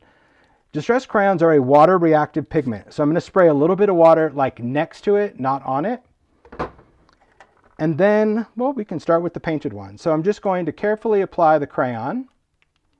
That's it. Then we're going to take the brush. We're going to dip it in a little bit of water, but don't dip it in water. It's just like a couple little, you can see like right when the water droplets hit it, how it reacted what's on here. That's just going to allow us to move this crayon around. You can use this brush long like this, or you can slide it forward if you really need to get those bristles into the grungy areas. The crayon here is for me just to pick up some of that color that maybe I can't get the crayon in. And I just start by putting this right onto there, and then I'm going to set it down. Pick up the next one, carefully apply. You can always go back and apply more. Take the brush, mix it, and you only need to put water on the brush if the crayon isn't moving. Because remember, the crayon is water reactive. So just a little bit of moisture on those bristles is all you need. Too much water, and you're essentially just going to be cleaning it off. Okay, so you want it to, you'll get the hang of it. Really, give yourself a little practice. Then put that down, same thing. There you go. I say that, I make joke because really, sometimes we just get in our head about like, you know, carefully applying something when all you're going to be doing is sloshing it around. So what does it matter? Just put it on there and just go back into that. Just use that same. So you can see I'm kind of sliding this up depending on whether I want the bristles to move. Yeah, it's kind of like when I played the trombone. I didn't play the trombone. It just makes me think of that. Okay, we got one more. crayon. This is a bigger heart, so we're going to just add more crayon around. And same thing. Move, move. So now I can feel like my crayon's a little grippier, so I just added a little bit more water. I have my bristles a little bit more extended, so I can mop that color around. Okay, here we go. And if you want to learn more about distress crayons, man, these are like magic sticks. There's so many things you can do. Watercolor and stamp and collage. I would have to say, honestly, you know, next to the pencils, well, no, next to inks, well, no. Okay, it's one of my favorite mediums. I do like all the mediums in distress, but I would have to say crayons are my go-to. I use them anytime I'm doing vintage grunge work, even on paper. It's just easy because you can smear it on. All right, so this is the grunge right now. And right now it does, in my opinion, it does not look good, although I appreciate you saying that. The other great thing about crayons, they are completely water soluble. So when you get them on your fingers, unlike ink, this is just water, they literally come right off. They do not stain your skin. So get your hands in there, do all that, and off you go. I know these aren't typical crayons. I call them crayons, but they're not a wax crayon at all. They're just like a creamy, dreamy, water-reactive pigment lipstick stick thing. Yeah, so to get more, you simply twist it up and there's more. See, it's kind of lipstick-ish. All right. Then to cap this, you slide this to cover the bristles, put the cap on, click it closed. Okay, now we have these. You could leave them as is, but to me, the color's gone. So we're going to bring the color back. So just like we were able to lift color off of that texture paste a while back, I'm just taking a damp cloth. I'm even going to get some water on my fingers. And watch what happens. When you just touch this, it'll just take that brown off wherever you want, and it'll reveal the color. See how that purple just got brighter? So I'm not scrubbing it. I'm just dabbing where I want the brown to come off and reveal the paint color. So see, it's still grungy, but it's also vibrant now. So here's a before and after. That's what it looks like. But now you can see, look at how vibrant that is when you dab off that brown. And just like before, you have to keep working with a clean area of your paper towel. If you keep working on the brown area, it's not going to lift color. It's just going to kind of smear color around. That's little nuggets of crayon. I'm going to leave that because to me that's a bonus. But if you didn't want that, really you can just, look, you can move it around. It's gone, but I liked it. See, like there, you can just blend it in. It's just water reactive. There we go. Yeah, beautiful, isn't it? I mean, they just look so old, and you could leave, and if you take too much off, reapply. Just put it on there. So I see a question, is it permanent? It's not permanent, it's just water reactive, which means once they're done, you can touch it and handle it and it will not come off on your hands. But if your hands were wet, or I always say if you lick your art, if you licked it, it would come off, but it wouldn't just come off to the touch. It has to get wet, and your skin is not wet. Even if you have lotion or sweaty hands, that's not enough to get the crayon to come off. So same thing, just taking that off, but see, now it just brings back that shine, but now we've got that cool grunge. But I was saying, if you take too much off, like if you're like, oh, I want more of that grunge in, you have the technology. You can just put more crayon right into that big scratch that we created. You can try to smear it around with just your fingers, just to kind of move that in, and then just go in and lift some of that off. So see, you could just add as much or as little as you want. And then we're going to do this one. Oh, this one's really just going to be electric with that picked raspberry. So you don't need to seal them. I mean, really, they have to get wet in order for them to react. Look at that. So cool. I'm going to just take a little bit more off in that corner. Oh, I love the look of this one. Just because it's got that shine and that pitted look. Yep. So then on this one, see how this gave me like that white line again? The crayon does it on the glaze. So here's what I do. I just go back to the crayon and I just trace that top edge. I don't know if that makes any sense, but it's just, you'll see, it's just going to become, see, it just turns brown again. So you could leave it white if you wanted it white, but I preferred to have like that brown edge. So wherever you want, like even on those facets, there we go. Just creates a little bit more of that grunge. And then I like to just take my fingers and polish them. I don't know. Just look at that. So now when I add it to the bowl, look, now we got a whole new one in there. Nice little shine. Don't you love that? There's the glazed ones. Here are the ones that just kind of have that wood look. Gosh, so good. You can do rub-ons on there. You can do all sorts. And then here's our Foundry wax. So yeah, those are all the fun things that we can do with Salvaged Hearts. You can collage on them. Gosh, there's so many things that you can do to these. And they're dimensional, but they're flat enough that, yeah, you could put it on a card. It would just have to go into like a bubble mailer, but really super, super easy to do. Super easy. Okay. In the home stretch, I got one more thing to share and then we'll wrap this up. I know we're tipping the 3-hour mark, right? Boy, oh boy, oh boy. And to think that these lives were going to get shorter. I assure you they will. This was just one, honestly, because I haven't done just a Valentine one, and it's my first one out of the gate. But honestly, my goal is to do like little 1 hour, 1.5 hour lives. And I know I can do it, where I can literally just focus like on crayons, like we did, you know, back in the pandemic. It was actually just focused on a product. This, man, if you're not taking notes, we're all over the place at this point. Okay, here we go. The last one is one that really I just thought was such an old technique, but to bring it back was very, very cool to remind you that you probably have a lot of these products in your stash to create this. And what we're going to do is we're going to just create a paper mosaic. This is something Rangers had for years. In fact, I used to have a kit with Ranger called the Paper Mosaic Kit.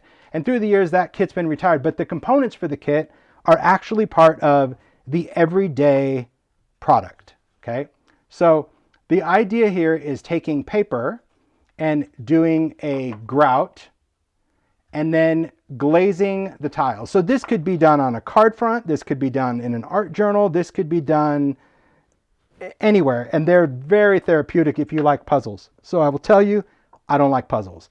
But I enjoyed this and I wanted to share it with you because it's actually easy to do if you just like to sit and chop things up and go for it. It's very hard to teach it because I'm trying to make sense of something that needs to happen organically. But I'll do my best, okay? So the first thing, because see, I even like stepped it out because it's actually really easy to do, but it's hard to explain. You start with a structure. The structure could be anything you want. It doesn't really matter. It could be a piece of cardstock. It could be paper mache. It could be wood. It could be glass. It could be anything you want it to be, okay? However, you need that surface to be flat. If the surface like this is not flat, it's just going to take a lot longer to glaze. And I say a lot longer meaning maybe 3 to 4 hours because you'd have to glaze a flat side, turn it, glaze so that's flat, glaze, because the glaze has to set on a flat surface. So that's the only thing. That's why on this sample I did not do the outside edge, but it's possible, okay? Then what you're going to do is if you want to base coat something, like on this box, you just paint it. So I just took a little bit of distress paint, just white paint, and painted the outside of the box, okay? Because if it's gonna have a lid, you can't grout this because then the lid won't fit. It'll be too tight. So I just added the grout to the outside lid, the top lid. And the grout is actually just grit paste. It's grit paste opaque. Grit paste opaque is just a white, it's a gesso-based medium, so it's completely white. Can't see through it. There's other versions of grit paste. There's translucent, there's a Crip one for Halloween, but this one gets applied to the surface and it bonds directly to the surface. So you could apply this to glass, you could apply this to metal, to wood, to anything you want. Very simple. Now, you could go in with a brush. I find a brush a bit finicky with this because it's super chunky. So I just go in with a palette knife, okay? Now I am gonna glove up for this one because this stuff is gesso based, so if you've ever had gesso on your hands, it's white and you have to kind of scratch it off. So just for the sake of this, so I don't have it all over, I'm just gonna glove up. Gets a little freaky. Okay, just because then I could be a little messy. So speaking of messy, let me get a piece of my wax paper. Okay. So what I'm going to do is just take a palette knife and I'm just going to start spreading this on, just like icing. It wants to grab. It grabs onto anything. You can scrape it off the edge and just go around. You want this to have a texture, but you don't want it to have peaks like this, okay? That's going to be impossible to actually do the process on. So you'll get the hang of it. If you have any kind of nuggety bits that happen, like little bumps, you could knock them down. You could sand them off or pick them off if that just got in your way. But my point is just spread it on there. It doesn't have to be totally smooth. We want it to have some type of texture. Okay. And we're just going to go around. I'm going to do the outside first because that allows me to hold the box from the inside. And I just pick stuff up on the palette knife and just using it like a paintbrush. Like I said, I find this easier, but if you find working with a brush easier, you do you. Just do what's going to work for you. But you can see it grabs really, really quick. I'm not putting a thick amount on, just enough to cover. Just enough to cover and give me a grout texture because it's kind of sandy. You'll see it'll smooth out quite a bit. Right now I'm just doing the edges, so you got crazy peaks on the top. But then we can smooth it out. So now I'm just going to spread it onto the box lid. So if you're a cake decorator, man, you're going to nail this one. You're going to be so good at this. You're probably just watching what I'm doing and just kind of cringing. But see how everything starts to smooth out? It's good.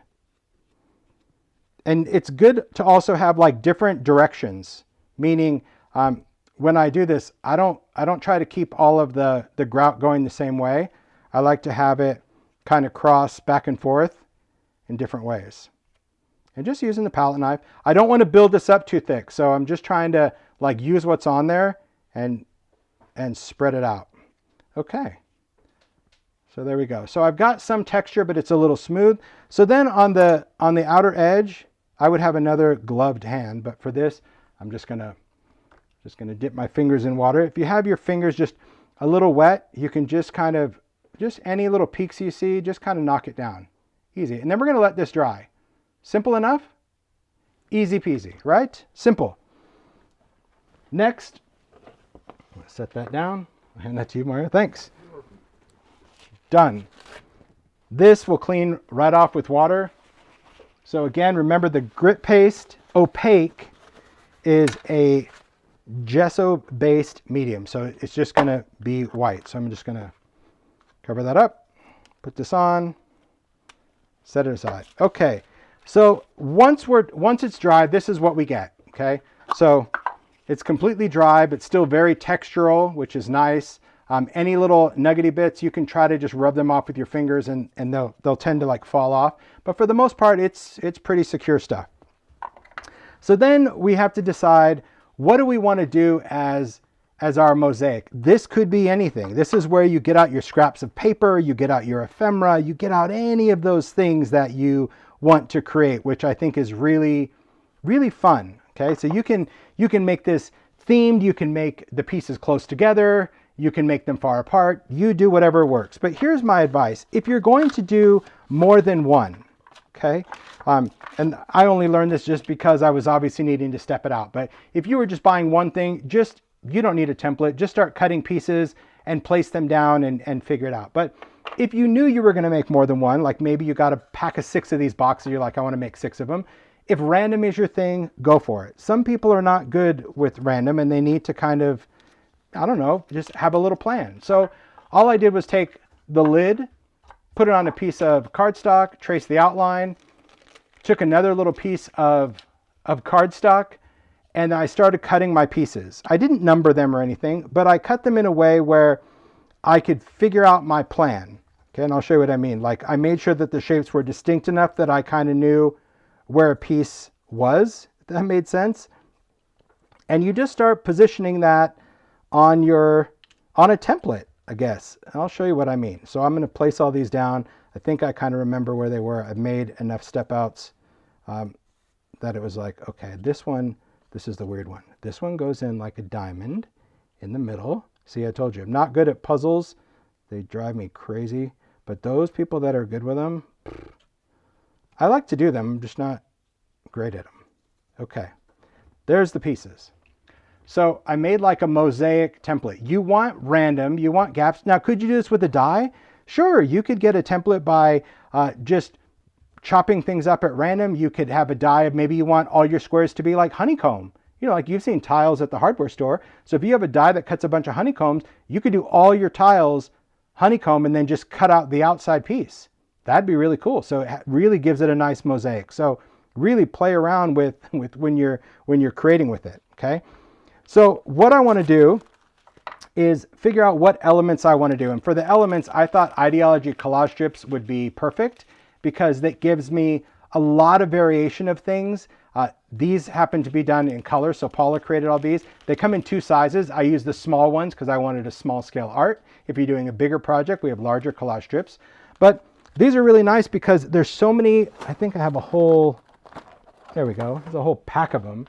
Like, it's just really nice because I could have any color, any theme that I want. Those are the big and small. And it allows me to kind of have coordinating pieces, if you will, and stick within a color. So that was my go-to, but really you can use whatever you have, whatever you want. Then what I did is I just decided that I would use a section of the strip. So I'm gonna just take the recoils. These are super sharp. These don't have a serrated edge. They're gonna give me really nice clean cuts. And then depending on what you wanted to cut out. So let me just dump out some of these. Well, I'll just take this one. What do we have? Okay, let's say I wanna just cut out this piece. I just took the template, I place it, that's the section I want, so I'm just going to take my collage strip, I'm going to cut across just so I cut out that, I have 2 of them there, cut out that paper section, and then just using that template, maybe I'll line it up to an edge, and then because the paper is solid, it just makes it easy for me just to go and chop it. And again, I'm using a template if you wanted to create duplicates of exactly the same layout. If you're not creating duplicates, have a ball, just chop it up and figure out the puzzle and make them all unique and different. That's fine. But this way I have exactly the same piece because I didn't want to have to figure it out again. Everyone has different things that they want to do. And any piece of cardstock for your template is fine as long as you can see it when you place it over it. I wouldn't do it out of pattern paper. That's going to confuse the eye. Okay? So once you have all your pieces cut, told you, I totally prepped this. I've already cut them. You now have all your pieces that you need to glue on. So here I've got all of my same paper pieces. See, and I even had to open 3 packs of collage strips to keep it the same, just to try to make it make sense. So what I'm going to do is I need to glue them onto the dried grout. And the reason I want to use grit paste is because unlike a texture paste that's smooth, it doesn't have this. You can see this looks like grout. It's got that sandy grit. So could you use texture paste? Yes. But is it going to look like this? No. It's going to look like you put it on texture paste. But if you like that look, there's nothing wrong with it. I just like the whole gritty grout look of this. It gives it, I think, a more authentic look. Okay. So what I'm going to do is I'm going to glue it on, and I'm just going to use some collage medium. Now you can use a brush and a jar if you want. But I'm just going to use this because to me it's easier. It's just easier to glue. So what you want to do when you're gluing is, because we're going to put it on both layers, so don't worry about the glue oozing out, but I'm just going to take this and glue all the way around the edges. See that? Just make sure you have some collage medium. You don't need a ton, but you want to make sure that you've covered it edge to edge. And here's why. We're gluing this piece of paper on an uneven surface. So I'm going to position it where I think it needs to be. And then I'm going to use my fingers, and you're just going to like push it into the grout, so to speak, because we want this to adhere. If you just stick it down, it's going to sit over the top of it, and you're going to get little air pockets under there, if that makes sense. So it doesn't take long. You're just going to use your fingers just to kind of press that down, and you can see it just kind of forms. And even if you need it to like stick into something, just use your fingernail, but it will form right onto that heart. And you just pick up the next piece. This is the part that it's like, you know, I enjoyed it. Like this first one I made, I did not have a template. You could tell I was just picking up pieces, cutting it and gluing it. I love the word dearest. So it's fun if you can just sit there, but for the sake of showing you how to do it, I just felt like I needed to step it out. So, and the only way to replicate it was to have a template. Okay, I'm just going to place this one down.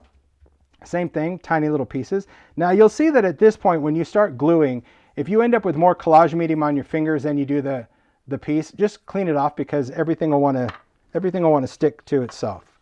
Okay, and I'm not going to glue all these pieces. I'll show you, get the idea. Just going to glue. Okay. So you would just continue this whole process until you are happy. You can create whatever gaps, you can add little additional paper pieces, whatever it is that you want to do. But I do suggest that you have a space between every piece of paper. That's the most important part of this.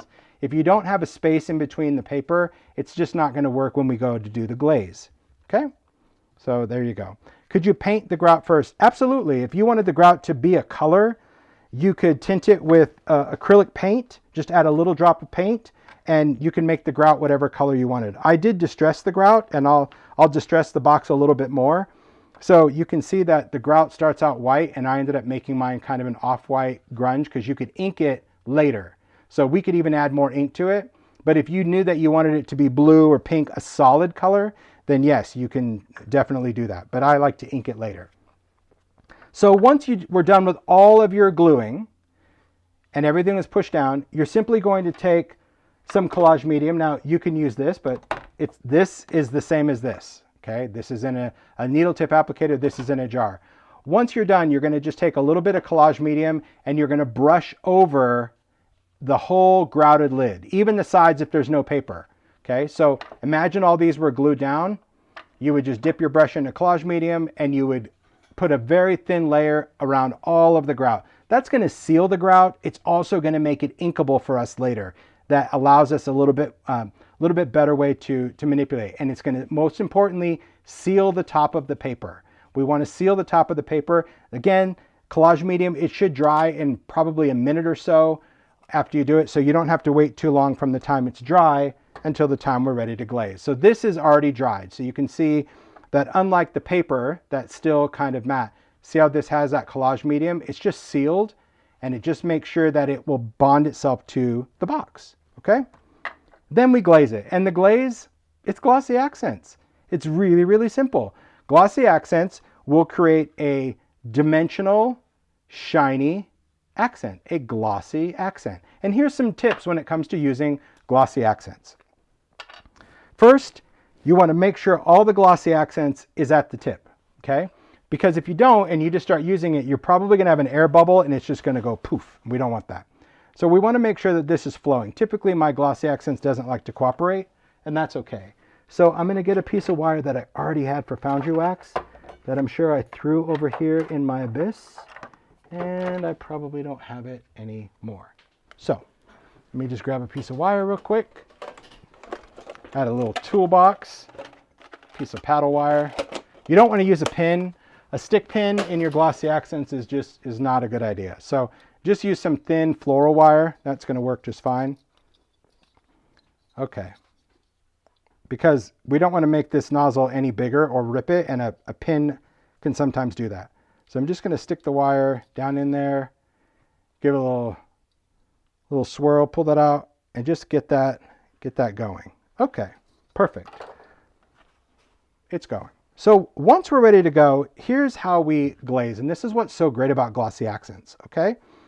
Glossy accents, you're going to squeeze this out and you're going to create a perimeter first. So I'll try to hold this close to the camera where I can still see. So I'm just going around each tile, okay, and creating that barrier. And it's very important that when you're doing this, you use the tip to like push this up to the edge of that paper. Because glossy accents, what's really nice about this is that once you make a barrier, it does not spread out beyond it, which is weird because a lot of people think that like glossy accents, as it dries, it like spreads out. No, it doesn't. It's a glossy accent. So once you're done, then you're going to go in and fill in that paper. See, now I'm filling in the center. And once I fill that in to where I don't have any more stuff, now I'm just going to actually squeeze almost like a pile of it. See how like I've really made it almost like a, well, you'll get the hang of it, but like you really add a bubble of it. And that's why it's important that this sits flat as it dries, because we want to make sure that if it was like sitting at an angle, that bubble that I just applied would slide off to one side. And you'd be like, well, you said the barrier. Yeah, I just mean that when it's level, it won't go beyond the barrier that you initially set. And that holds true on cards if you were accenting a butterfly or anything. It's just about creating an outline first. Use the tip of it. See, there's my outline. So you can see inside there's nothing there yet. And now you just literally squeeze, well, almost like a dome of it. There's my glossy accent. Simple. This part's really, it's quite easy. It's pretty fun to do. All right, let's see. There you go. What's it? You need a stainless steel. Oh, yeah, some people keep a pin inside things. A stainless steel pin is fine. but you just have to be careful because sometimes a stainless steel pen, I mean, stainless steel shouldn't rust inside products, but this one, I've had issues where I created sepia accents. Maybe my pen wasn't stainless, so I just don't keep anything in it. You know what I used to keep in glossy accents? You know those plastic things that you get on a hang tag, like a price tag, that little T plastic? I used to have those where I would, you know, just cut that off from a price tag and stick that in so it's got the little T-bar on the top. Someone else put a stainless pen and it rusted. Yeah, that's how I got sepia accents. And Ranger used to make sepia accents. We used to tint it. All right, I love this one, this little photo. But do what works for you. If you're not having any issues, great. But I always have a wire at the ready. You have to do what works for you. Perfect. There you go. So see how easy it is? And you're just going to go around and do every tile. It does not take long at all to do this. And like on the skinny ones, you don't really even have to create a perimeter because it's pretty much as wide as the other. But this is why you need the gap in between your pieces, because if your piece is touched, you're kind of allowing that glossy accents to float over to the other piece. And I don't think you get the dimensional effect that you would want from the tile. So there we go. All of those are glazed, and we're going to set that aside. Drying time for glossy accents, especially this much, I'm going to say, I don't know. Really important to maybe give it at least an hour minimum. I would say a couple hours. If you can let it dry overnight, you're better off, but really a few hours is going to be good. And that whole flooding technique is very similar to people that do cookies. You know, they create the outline, you fill it in. Simple. Okay, then once it dries, this is what you have. You have glossy tiles. If you wanted to go and do more at this point, like then could you do the other paper and glue it and gloss it? Absolutely. But we're going to distress it. So, you know, you could leave it white or you can grunge it up. And you could grunge it with a lot of things, whatever stuff you have that you want to work with. I'm probably just going to use a little bit of distress ink. Let's see. I could use some frayed burlap. That'll be fine. You need a little bit of space? He's just laughing because really, if you saw my work table, You're working like it is. I'll take a picture and post before I even clean up after live. I'll put it in my Instagram story. You'll see it. Okay, I'm going to take an ink brush, not to be confused with my crayon brush. I have a dedicated blending brush for my different distress inks. I have a tin for ink or oxide. If you're going to switch between ink and oxide, you have to clean your brushes. So I just have red, orange, yellow, green, blue, purple, and brown. I colored that little bumpity bit with a Sharpie so I know what's what. So I'm just going to use the ink and I'll show you what we can do. So you can go right over. So this has already been glossed and you could ink it. So that's how you can actually change the color of your grout. And I just like it because to me, it creates a little bit more shadow. But like I said, if you want to tint it ahead of time, go for it. Pretty simple. All right. So there is the ink part, and I'm going to clean it off just like when we use the crayon, but this happens to be distress ink. Okay. So same thing on the box. I can just ink this up. So this has been a painted box, and don't worry about what it looks like right now. I'm going to show you what we're going to do to it. Okay. But we want to make sure that the grout is, especially if it's going to be a box like this, is not applied to both pieces because the lid won't fit on top of the box because it's too textural, you know, unless you gave yourself a little clearance, which you could do that. All those require additional thought. And that's where I tap out. Okay. So let's just say we went and inked the whole box. I'm just showing you the difference in it. Then what you can do is just like what we did with anything else. Like once you know the tricks, it's the same, whether it's a tag, a card, or a box. So here I'm just going to splatter that. Someone asked if I made the box. No, I got these boxes at just the craft store. Just go to the paper mache aisle. I think they came like 6 in a pack. But see how it just creates that cool mottled effect? I could dry it. I could dab this off. See, it just gives me that cool, worn look. Just dabbing it off. Simple. Same thing on this. I'm just going to take this same cloth and I'm just going to wipe over just to make sure that the glossy accent stays glossy. I don't want to spray this with water. I just want to use a damp cloth, but there you go. And if I want to lift off any of this ink, just using a cloth or a paper towel. That's cool. But pretty simple way, but a great thing to do with scraps of paper if you're looking for something to do for Valentine's Day to, you know, put some chocolates or whatever. It's just a very simple thing of taking your paper, doing grout, Grip paste opaque. Glue, that's going to be collage medium. Grout, glue.